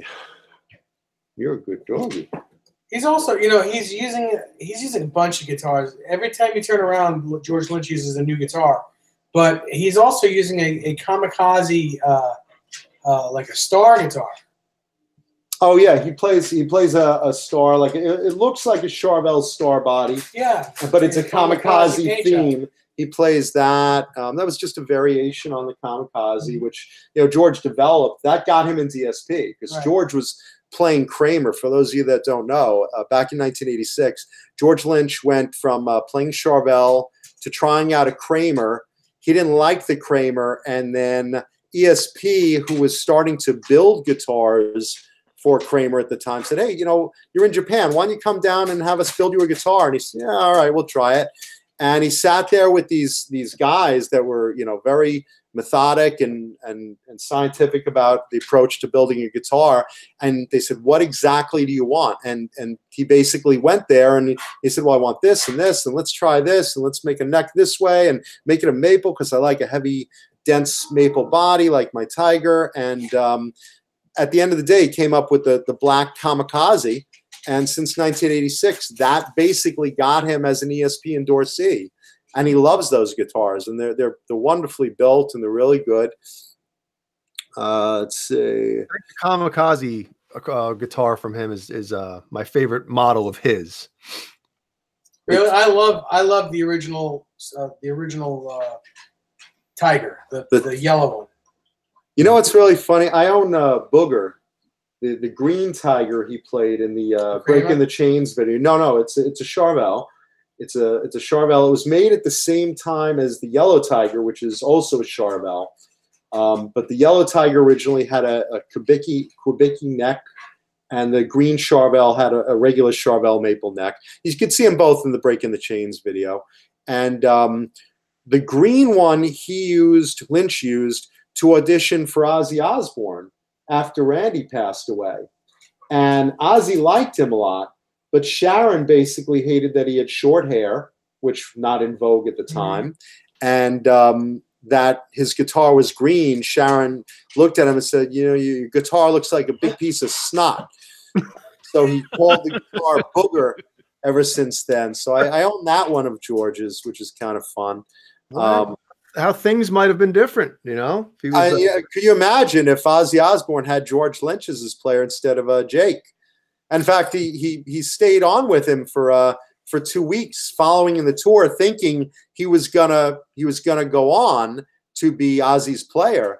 And then Ozzy, in typical Ozzy and Sharon fashion of Breaking Bad News, I'm sorry, George, we decided to go with Jake. Good time though. Cheerio. Good luck to you. And you know, George basically was like, so wait, I've been following you out of work for 2 weeks, and I'm not getting the gig. So he was all bummed, and he went back to doing his day job, which was liquor delivery.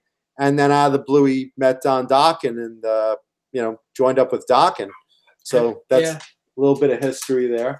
Wow. Yeah. So there might not have been no Dokken, no Lynch Mob. Wow. Yeah. There might not have been no lawsuits all over the place. Yeah. No 4 divorces from wives digging for gold. Well, I know I've said this before. I've said this. Go ahead. You might have made more money sticking to liquor delivery. You never know. Yeah. Less headaches. I mean, I think the first Lynch Mob record is better than anything Dokken put out. That's my opinion. I know a lot of people think it's blasphemy to hear anything like that, but that first Lynch Mob record, man, it's good. It's good. Look, I mean, this is another example where we talked about the other show, where you have bands split up and form 2 good bands. You had, Don formed Don Dokken, George formed Lynch Mob. Take your pick of which one you liked better. I personally liked Lynch Mob a bit better, but both good efforts. And then, there you go. Lynch Mob kept on. Dokken went back to being Dokken with John Levin, who's a great guitarist. Love John He Levin. is. Really, really great guitarist. Nice guy. And boy, does he know how to play Lynch. Long Island boy. We had him on here. Yeah? He was on here for like 5 minutes. With John Levin? You guys remember that? Yeah, because Caleb is friends with him. He was hanging out with him at the whiskey, and he brought him on. That's cool. Hey, listen. Was that a night that I wasn't here? Yeah. It was a late show. We tried to wake you up. We were texting you. The guys posted, we'd rather have 5 minutes of John Levin than 2 hours of Dave. That's terrible.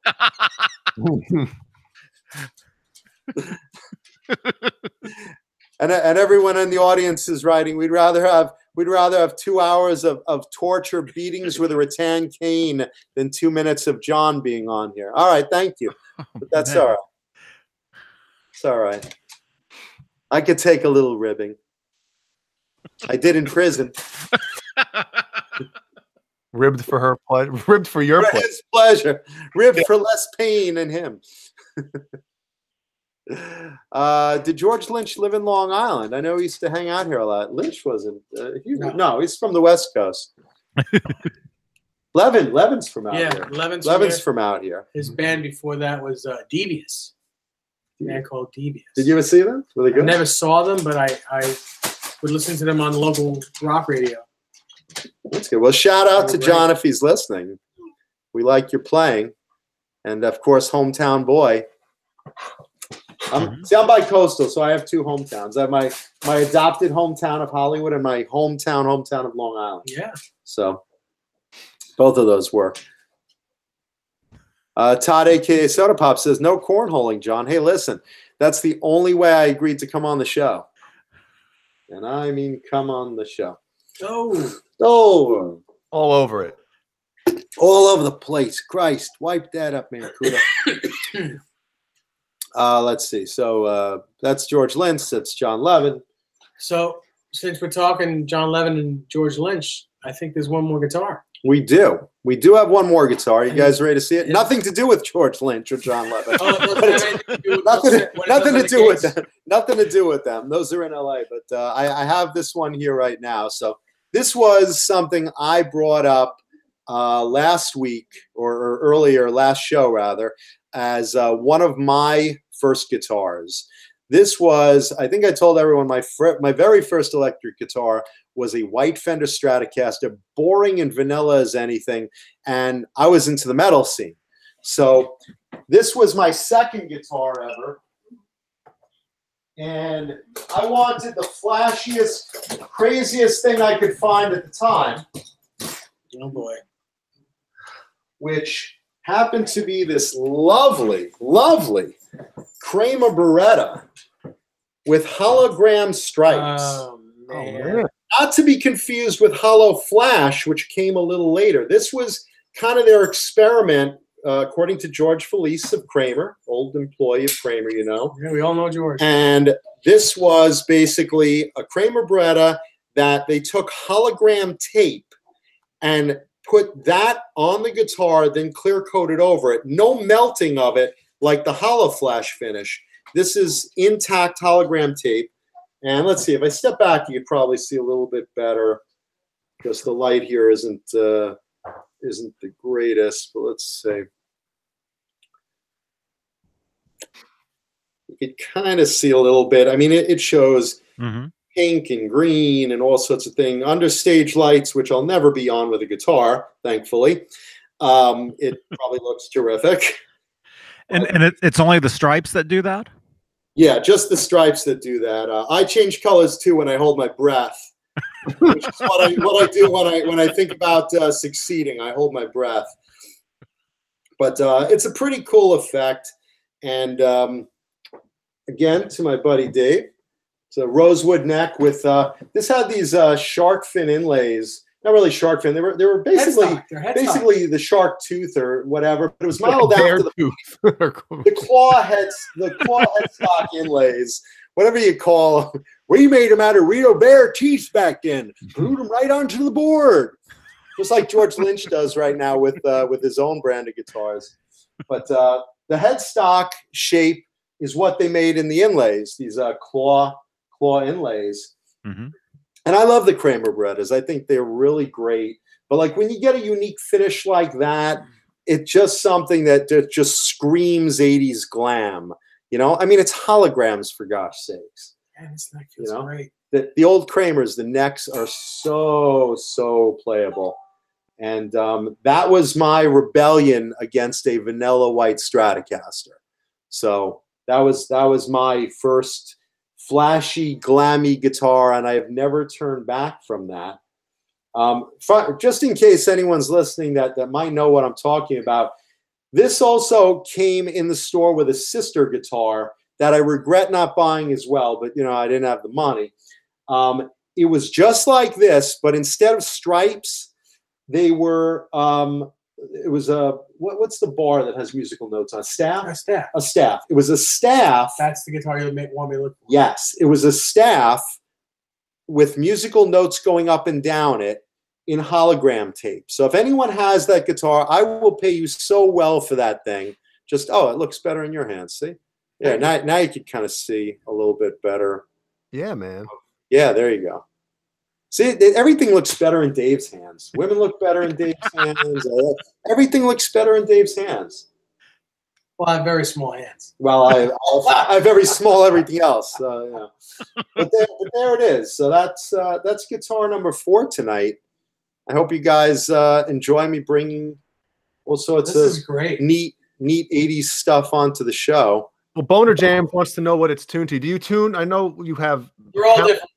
Countless guitars, but do you tune yours all as a standard or standard 9? You know, I'm sorry, standard, and I don't. They're all 9s or 10s as far as strings, and I tune them to standard E. I don't have drop D or anything like that because I'm not a great player. My problem is once Nirvana ruined the music scene, I didn't pick up a guitar again until 2010. So I missed so many years of practice that all my friends played. And, you know, even just noodling around every day as I do now, you know, I cannot match, like my friends are doing sweeping arpeggios and I'm doing the Flintstones theme. So, you know, just to give you an idea of my level of playing versus my friends, they're sitting there doing Yngwie, you don't remember, I'll never forget. You do it, John. And I'm like, the smoke on the water, boom, boom, boom. Boom, boom, boom, boom. You know, your guitars are cooler than theirs. So yeah. Well, there you go. James Orcutt. Wait, that's not James Orcutt. Oh, sorry, James Gum. James Gum. James Gum. Sorry about that. Wow? Thank you very much. Thank you, James Gum, for James the Gum. contribution for the show. Thank you, James. Thank you, man. That's sound. wow. There it is. That's more money than I've made all year. Thank you, James Gum, for the contribution to support the show. That's beautiful, very cool. Jonathan. Thank you, man. I hope you guys enjoy seeing stuff like this. I'm happy to bring stuff for you guys. I'm all about that 80s, all about that 80s glam. And if any, like I said, if any of you guys know that one with the staff with musical notes on it, made of hologram, Facebook me, Jonathan Mankuta on Facebook. Definitely make it worth your time. I promise. I was going to ask you, is that a production model? Yes. The one with the musical notes on it? Yes. Well, what it was is, again, this was them experimenting with that hologram tape just before they got into doing Hollow Flash. Mm-hmm. So this was like, you know, Kramer just said, hey, wouldn't it be cool if we took some of this hologram tape and put it on the guitars somehow? So, you know, George Felice basically said, well, let me try this. And he did one in stripes like this, and he did the musical notes. And he told me he's like, I did one like that and one like that. And then after that, we played with the hollow flash, melting the tape on, which gives it that burnt looking, fun hologram looking effect on it. So Jonathan, you're saying you have the only. I have the only design like this. Of regular hologram tape, but I have seen ones like this in hollow flash, which means they basically take a little heating iron along the tape before they clear coat it and they kind of burn it on, and it gives it kind of a crinkly kind of look. But I'm saying that's the only one that they made, and you have it, and then there's one of the musical staff or musical notes one. Yes, according to George Felice, yes. Wow. And don't move the guitar. Because Jay, look, you can see it perfect. You can see it. Say something, Jonathan. Yeah, like right now you can just see just tilting it a little bit. That's the effect you get from this hologram stripe. Look at that. Oh, yeah. Yeah, man. And that's how it looks in most light. It's a little dim in here because of my brain power. That's what makes it a lot dim. But you could see that rainbow effect is just. You can imagine it under like really good lights. It's just, it caught my eye immediately. I walked in the store. I said, what can I get that's not my white Stratocaster? And that was the answer right there. That was like my first and certainly not last glammy looking guitar. And I just love this thing to death. This still gets a lot of playtime. It's very cool. So I hope you guys at home are digging that. I'm digging it. I'm at home. Boner Jams just asked, John, what newer acts are you into besides Elvish adult films, of course? All those scat play. No. what was the band I brought up last time? The Struts. I just saw the Struts on the Victoria's Secret model Christmas show, and that band, the Struts, was kind of like a very kind of glammy kind of rock band, and they had a good rhythm to them, so I like them. And I'm still old school. I like new albums by guys like George Lynch and Sound Barrier. I love Sound Barrier, and those guys are going to come out with a new album.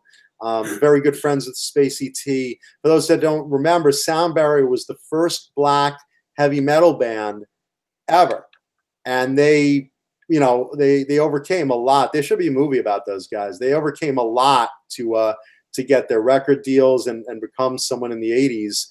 But they were like, admired by guys like Tony McAlpine and Living Color and all those. They blazed the trail. So Sound Barrier I like a lot.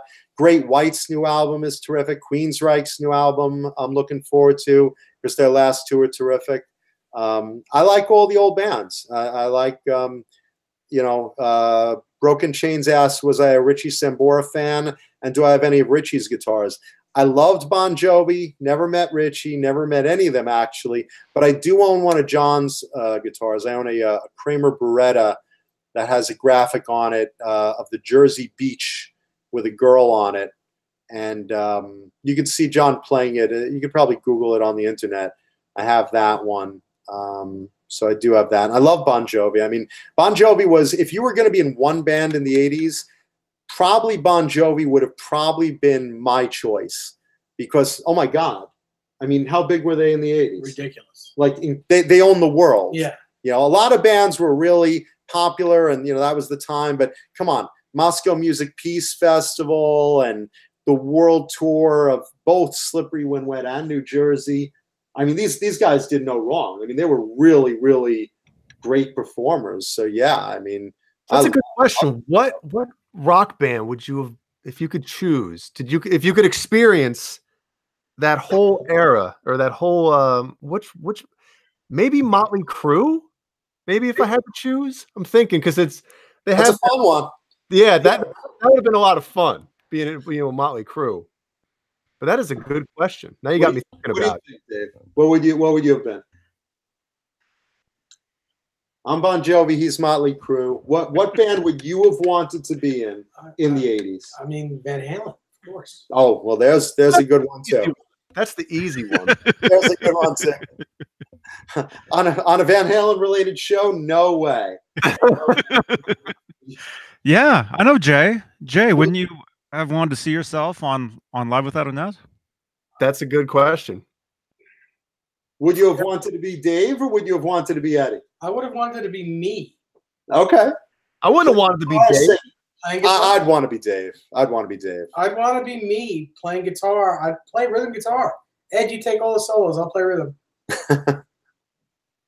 What do you think, Johnny? What would you be?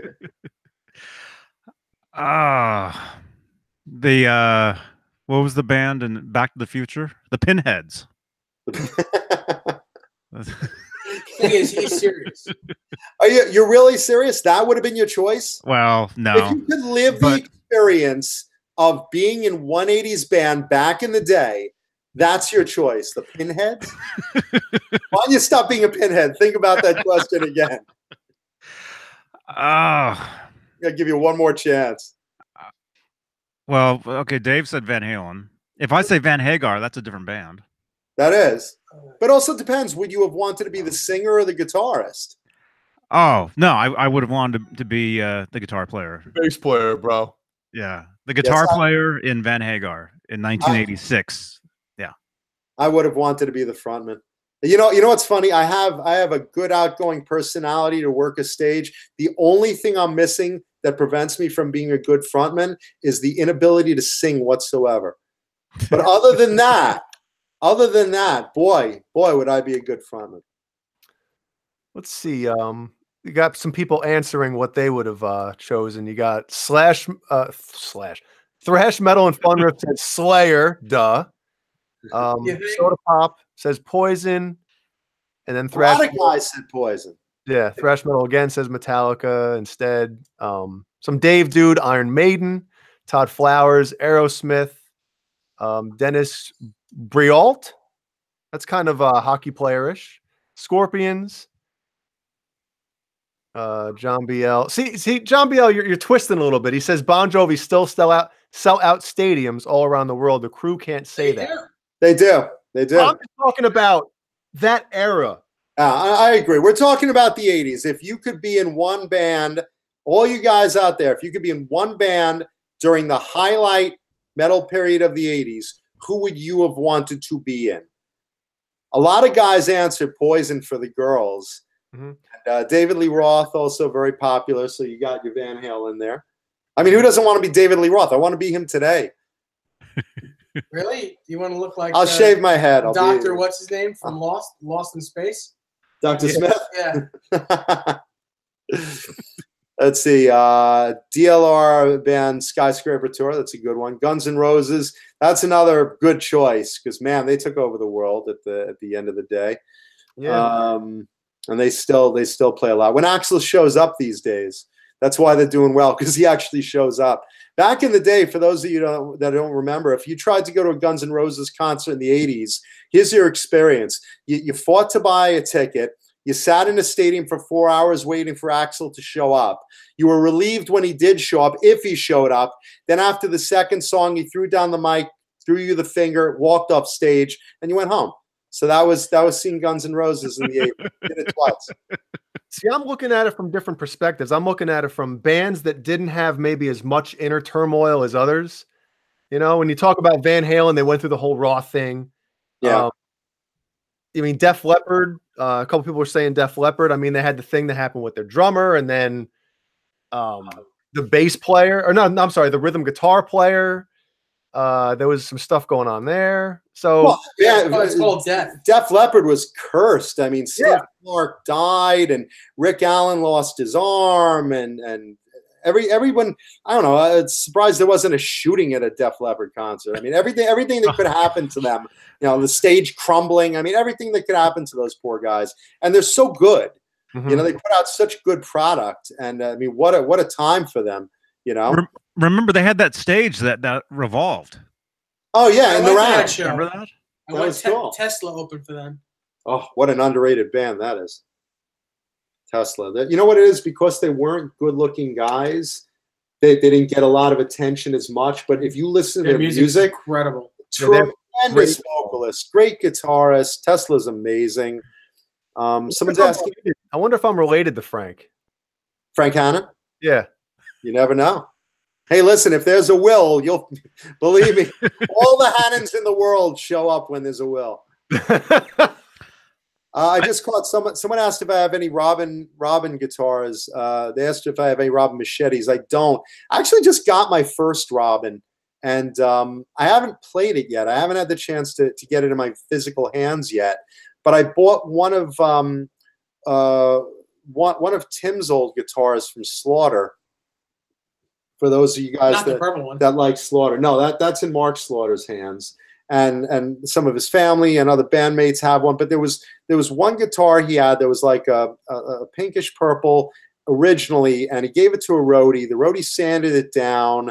It wound up in the roadie's girlfriend's hand. She sold it, and someone refinished it in a metallic orange, like a tangerine. But I followed this guitar along, and I've wanted one of Tim's guitars because he was such a great player and a humble guy. And I just bought it recently, so I'm dying to see what that feels like, because I hear they're really good. They're handmade in Texas. A lot of the last. I've never tried one. I've never tried one, but I've heard so. Oh, actually, I did. I tried a machete. I helped a friend buy. And they're really well made. They're handmade in Texas. Which one does that look like? Is that the machete? Firebird? It's the split fork headstock, and it's kind of like a rounded Firebird almost. Yeah, okay. Point on the top left and round on the bottom. Tim Kelly, specifically we're talking.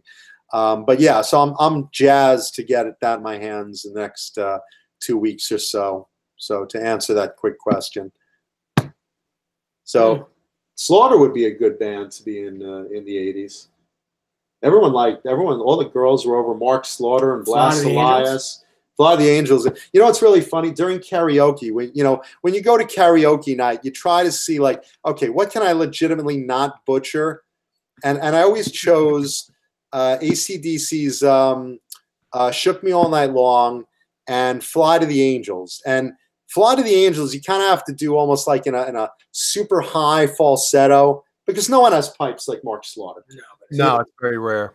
So if you want to not like get totally thrown off the stage, you got to do that. But just be prepared for them to like stop it early because like the vocals are way, way, way high and people are suddenly like spitting their drinks out when you hit those notes. It's like when you're not hitting those notes. Jesus. No, I hit them, but in falsetto, it's up there. So like if they don't tune down the volume of the karaoke, so. AC/DC is the easy one. I think the reason I choose Motley Crue is just they had a good mix. Like they were still badass enough where dudes loved the Crue, but also the chicks, man. I mean, I think it was a good blend of both. Well, let's put it this: it was all about the chicks in the 80s. You didn't go into the band to man, I really want to be just like Gene Simmons. Yeah, I know you want to be like Gene Simmons. Sleeping with everyone just like Gene Simmons does. That's why you pick up a guitar. I know. No, but that is part of it. The whole scene was about like, everyone wanted to hook up with everyone. So it's like, yeah, I mean, you want to be popular with the girls and, or if you're a Judas Priest, the guys, whatever you're into, that's okay. But yeah, no, I mean, and you want to tour. You want to work, You wanted to be, Van Halen 1984. They didn't stop touring forever. And that was it. That was it right there in 1984. And Crue, they were always on the road. Mm-hmm. Yeah, so that's fun. Camaraderie with your brothers, that's fun. If you have a good band, no turmoil like Dokken. You don't want to deal with the arrogant frontman, I'm sitting here rubbing butt cheeks with I have a pick in my hand. I'm just like rolling it around in my fingers. And I'm like, yep, butt cheeks. Let's see. Anthrax was East Coast. Mm-hmm. Yeah. Good guys. I've met them. Really talented. Ozzy. Now there's an interesting thing. Would you want to be in Ozzy's band? Because you're going to tour a lot and you're going to work a lot and it's going to be really fun, but you're not going to get paid at the end of the day. And you got to deal with Sharon. Sharon's going to, I'm sorry, I have to take your paycheck. Mm-hmm. You should be happy to work with Ozzy. And the guitar looks like a piece of snot. Yeah, at the end of the day, Ozzy's half in the bag on the bus, trying to figure out whose bus it really is, and Sharon's milking your paycheck. Well, you have to pay the fees, of course. You have to pay the touring fee. There's food that's not free. The gas for the tour bus, that comes out of your check too. Sound check guys, wiring, lights, that comes out of your check. Songwriting, you don't have any rights to that. At the end of the day, you've made $35. Now that's for the tour, not the week, darling, the tour. I've helped you brought a bag lunch. Yeah. Just ask Jake E. Lee, Todd at Soda Pop says.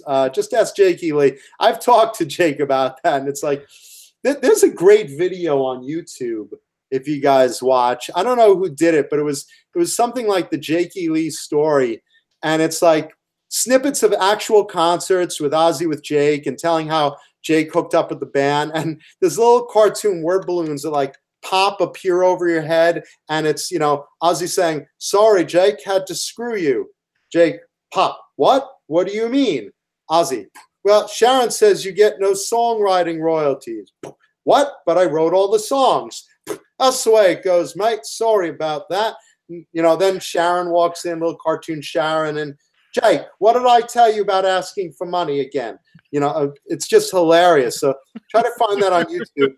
You guys haven't seen it, but it's really fun. Wasn't he the one in his book talked about when he had to sign over songwriting credits to Ozzy? Like he was tracking solos or something, and if he didn't sign, They would have someone redo his solos. Yes. He wrote, he would say, yeah, those solos, I understand you wrote them, but the fact is we could just find someone to redub those over and you wouldn't have a chance in the world, Jake. So you better just sign this and stay on board and we'll do the next album and maybe you'll do better than, you know, sorry, mate. You know, and that was originally Bark at the Moon. And then they did Ultimate Sin, which to me is, that's my personal favorite Ozzy album. I know everyone's going to be like, but what about Randy? I love Randy Rhoads. And Randy just had his birthday the other day. So happy belated birthday, Randy, wherever you are in heaven. But, you know, for me, Jakey Lee on Bark at the Moon was just, not on Bark at the Moon, on Ultimate Sin. That is my personal favorite Ozzy album. I love them all. I love Randy. I love Jake. I love Zach. But Ultimate Sin for me was the best Ozzy album personally. As great as Blizzard was, it was incredible. I play Crazy Train all the time. That's like just one of those noodling riffs I love. But what do you guys think? What's your favorite Ozzy album? I'm curious. I know I'm going to be outnumbered here. No, because Randy is Randy. I mean, he's a god. I mean, well, literally, other than Eddie Van Halen, I think he is the best guitarist that I've ever seen. You know, Steve Vai right behind them. But let's see, who's your Ozzy guitarist? What do you think, Dave? Brad Gillis. Really? I love Brad Gillis. Over Randy, over Jake, over Zach? Yeah. Wow. I didn't see that coming. Okay. No Rest for the Wicked is great. I know that's Zach. That's Zach. Man, it's so tough. I mean, the audience is definitely choosing is Blizzard, which I can't argue with. I mean, that is, you know, that is Randy being Randy at his finest. I'm going through the albums right now because I was never I like Ozzy, but it's almost like one of those things where there's a handful of songs from each album that I really like, and then some of it's kind of like, pretty good. Brian Davies likes Ozzy with Harriet. There you go, brother. It's hard. I mean, some awesome tracks. Bark at the Moon, obviously. It's incredible. Man, yeah, there's... You know what it was? For me, Ultimate Sin was my first Ozzy album.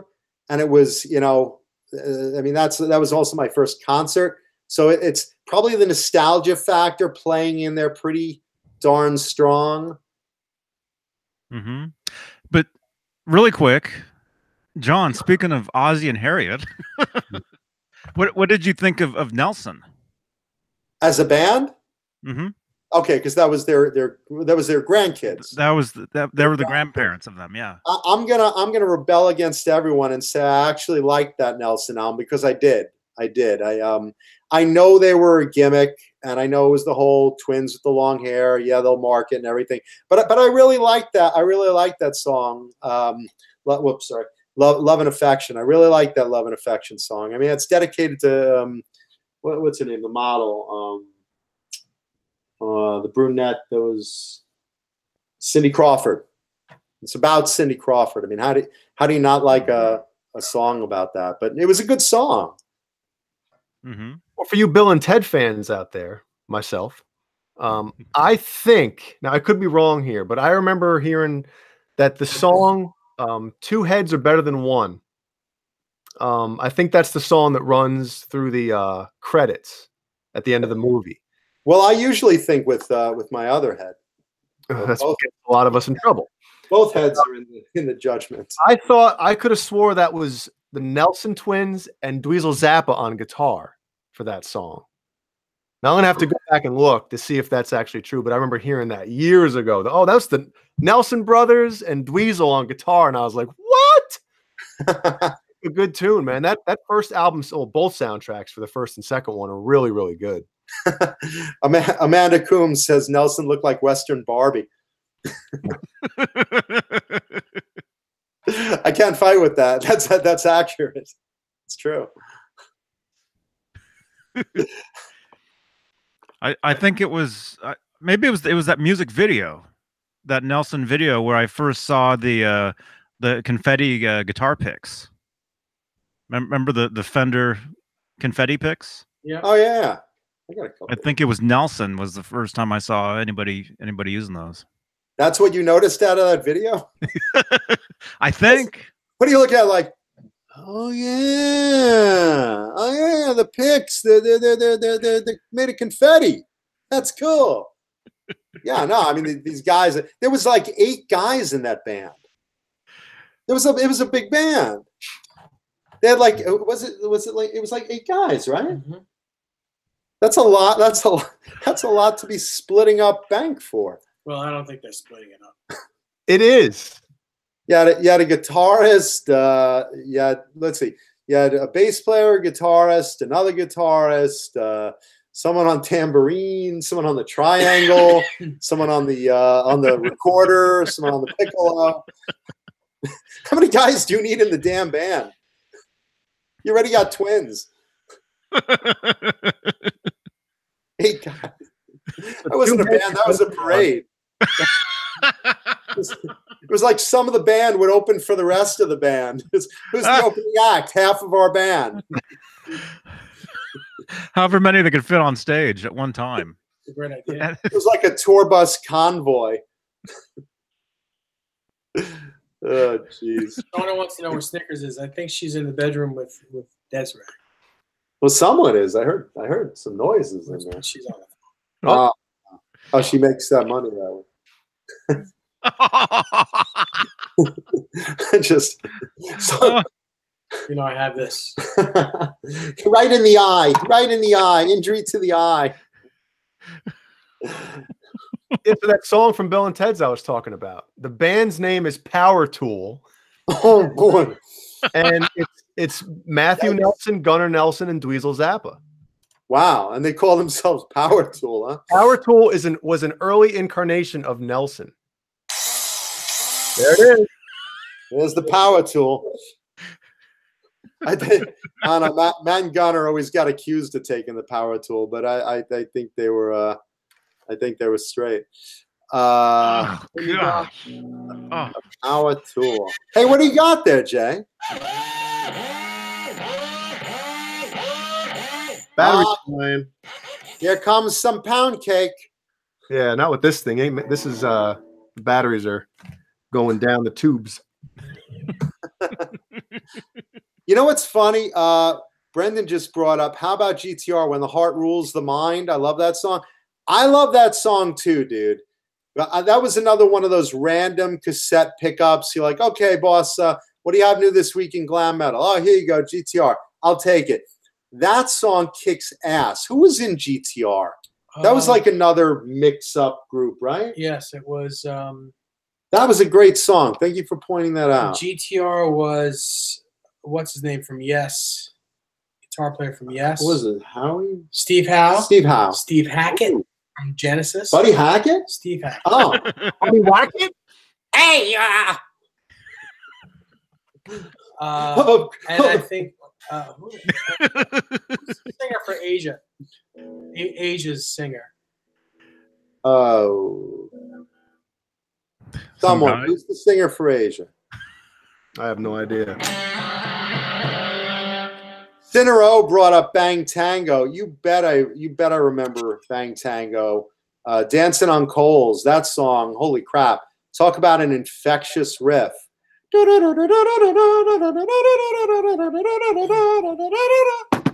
Sinner, by the way, thank you so much for your package. Yeah. A little earlier, thank you for all the gifts. That was very Really cool, nice. man. Thank you. You guys have probably the best fans on the planet. Sending On you the planet. Look at that. on the planet. Come on. You get sent all this swag. Everyone's involved in the show. What a great show. I'm sorry I'm tearing it down for you. Every week is good except when you see me on. That's a comment on the board. That's not even me joking about. I'm not joking either, loser. That's what he said. All right,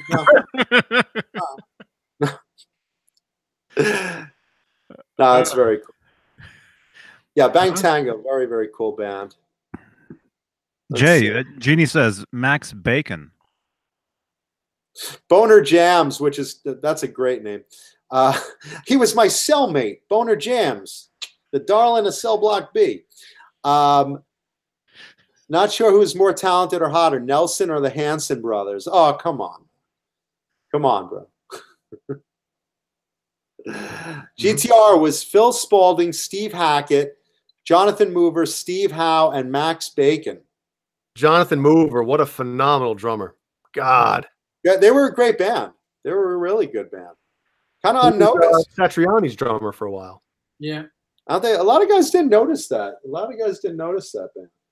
GTR, but they, there's another one of those. One record wonder. One record wonder, but it was a really good effort. It's really funny. If you were around in the '80s, this is basically what happened. Every week, a slew of new CDs or cassettes would come out, and just like band after band after band. It's like, I remember Guns N' Roses and LA Guns came out the same week, and like two others, I remember picking those up, and it was like, wow. Wow, wow, wow. What great stuff. Shauna Marie sings. What a great time to be into rock music is what that was. Shauna Marie sings, I love you so much. Thank you so much. You're awesome. God, you're awesome. Thank you all for the kind words, whoever keeps chiming in with them. No, there was so much music coming out at once.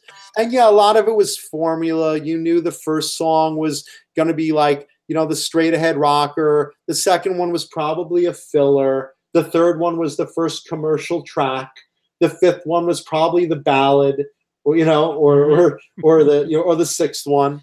You knew there's some filler in the end, and then another ballad was track 9. I mean, come on. If you heard those, you knew exactly what number of songs you wanted to listen to if you got a chance to like hear that cassette for the first time. Mm-hmm. Mm-hmm. But like every week there were like band after band after band coming out of great stuff. Mm-hmm. And that was before the internet, and so the only way you got your information about the bands was from Metal Edge magazine or something. Oh yeah, Jerry. What was her name? Jerry G-E-R-R-I. Yeah. The editor of Metal Edge magazine. I love this. I remember her. Yeah. You pick up Metal Edge magazine, which basically was like probably one of the go-to magazines for info back in the day. And on the cover was like, photos of like 10 bands, Danger, Sense the Business, LA Guns, in LA, Bon Jovi, Japan rips apart over that, and band after band after band, Judas Priest, Breaking the Law in Germany, all sorts of fun little things. Then you'd open it up, and there would be like 10 photos of this editor woman, Jerry, who kept this magazine running forever with every one of the bands that you wanted to hear about. And she's just like, with like every band. And inside there was just like info after info after info. And you'd look in that and you'd say, okay, here's the review of LA Guns' new one. Here's the review of this one. And you'd take some of that to heart, That was, like you said, no internet. No, let's go on YouTube and listen to a track today. None of what you have today. You were taking a real chance with your $9. Yeah, I mean it was great, even though the information was like 2 months old. Yeah, well, and you'd turn on MTV, waiting, hoping that your favorite video would come on. Yeah, well, that was the other thing. It was like, what did you do Saturday night? Headbangers Ball. Bangers Ball, man. Yep. That's what you do. You do Headbangers Ball. You gather up your friends. You set the VCR. Yeah, set the VCR. Mm-hmm. Oh no, the tape is full. Erase the Super Bowl. We're not going to watch that. I'm not erasing my Skinamax VHS tape. But I just taped the Tracy Ullman show and Married with Children.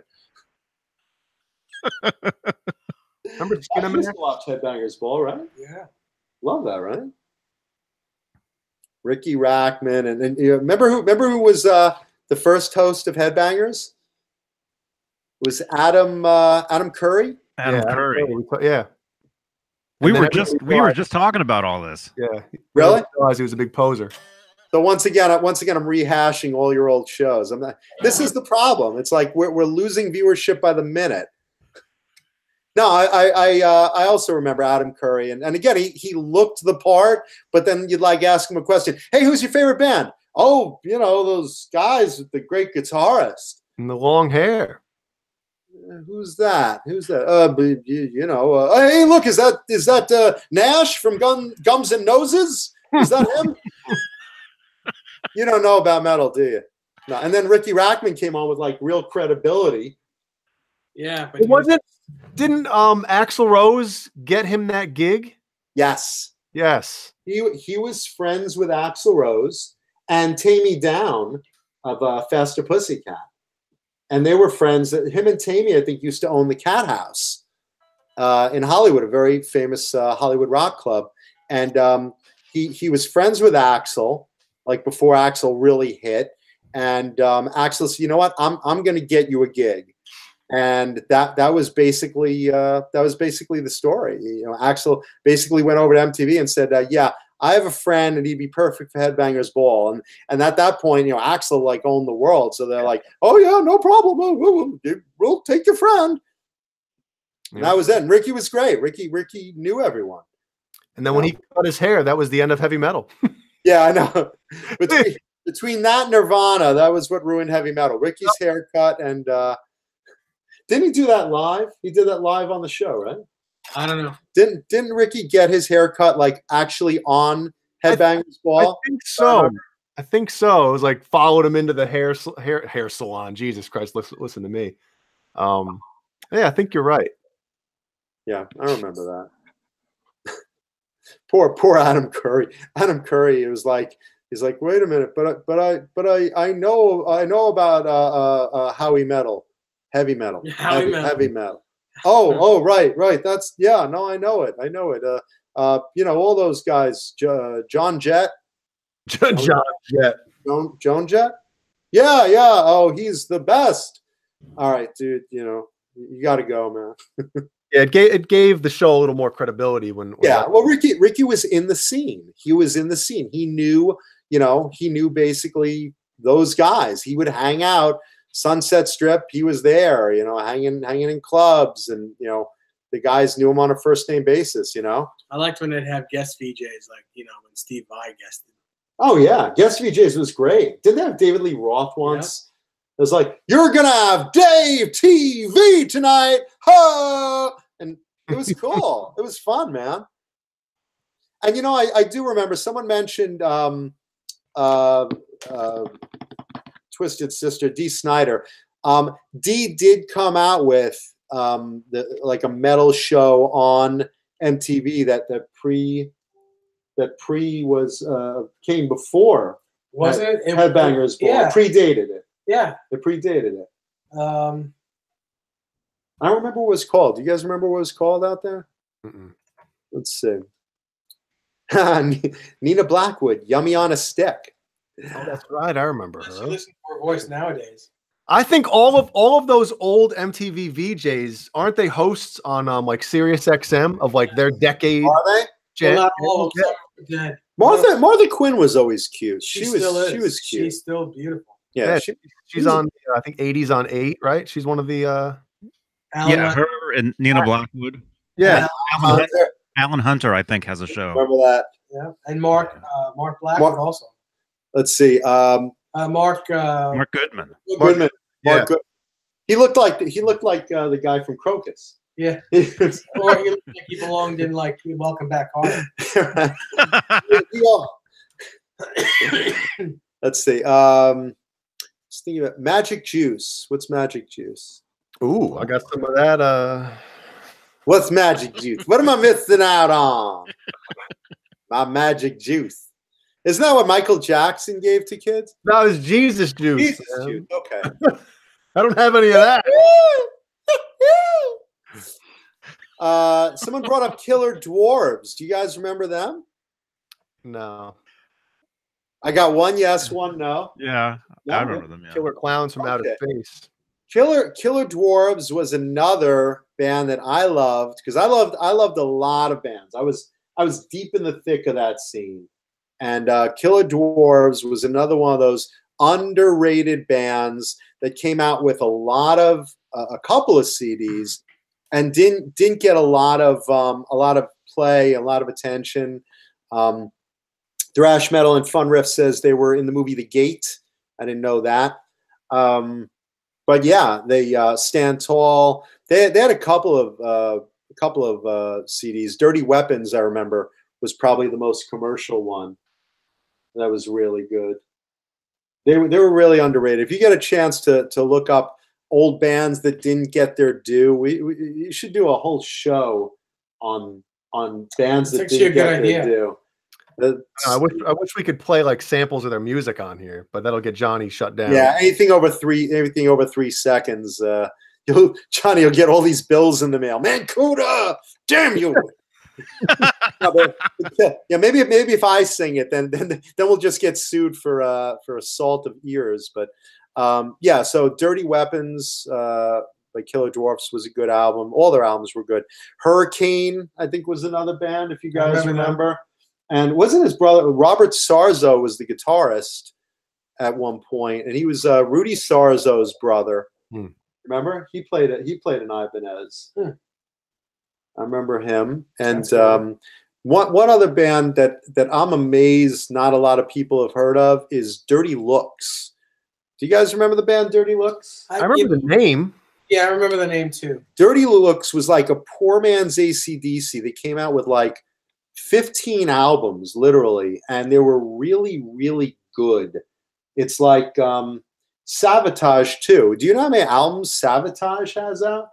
A lot. So same with Dirty Looks. And this is kind of funny. My dad got these Christmas CDs and you know, and we're Jews, so go figure.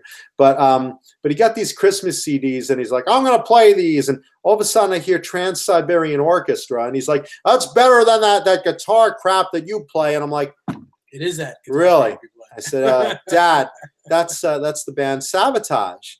How? And I said, Savatage, one of the bands I like a lot. That's them. You're playing them. Mm-hmm. They're also known as Trans-Siberian Orchestra. So go figure. Crazy. Let's see. I have to put Ellie to bed, and I think Jonathan, you have to put Dave to bed because Dave looks a little sleepy. Well, I'll tell you what's happening right now. I've got some floaters in my eyes that are freaking me out right now. So those hot pink guitars, man. Blood vessel popped in my eye. I'm seeing floaters in my left eye right now. And I left some floaters in your toilet earlier. It's really bothering me. Oh my God. It's dissipating, but it's bothering me. Yeah, well, that happens. I wouldn't worry about it. I've got a headache from it. Can't you? You can tell I have a headache, right? I'm usually the reason. Just for by that. the way, I'm sorry.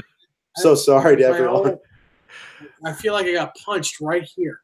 Not so much here. There's that donkey punch from that wild weekend. Good tape. Good night, Todd, aka Soda Pop. Thank you guys for the kind words tonight. Brendan Buttcheeks, thank you very much for these picks. Yes. That was really awesome of you. Thank you. Very cool. And Sinner, again, thanks for your package as well.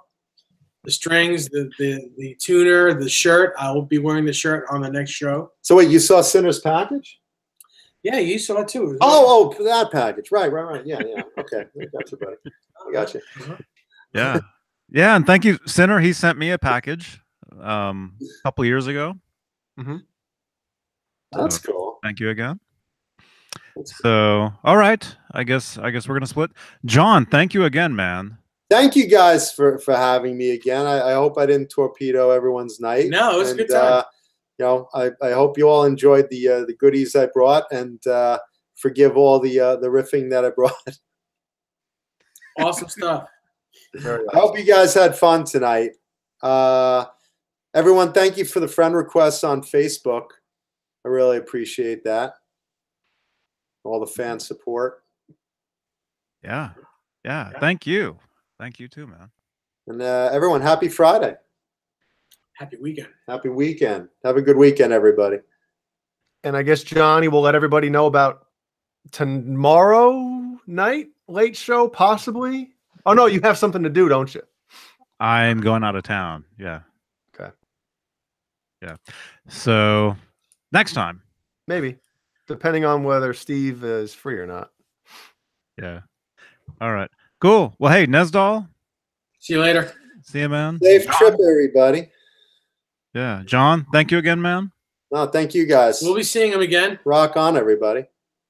Awesome. We'll see. We'll see if Dave locks me in the basement this time and only lets me I don't out. have a basement. This is like Mystery Science Theater 3000, where Love that movie. Love that TV show. I get trapped in. We'll make him watch cheesy movies.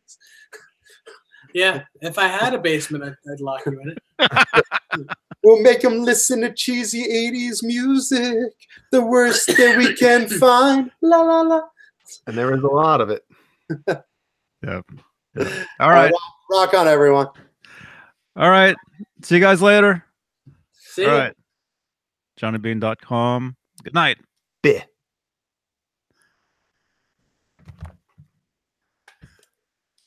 Oh, Johnny left. Johnny left, but we're still on.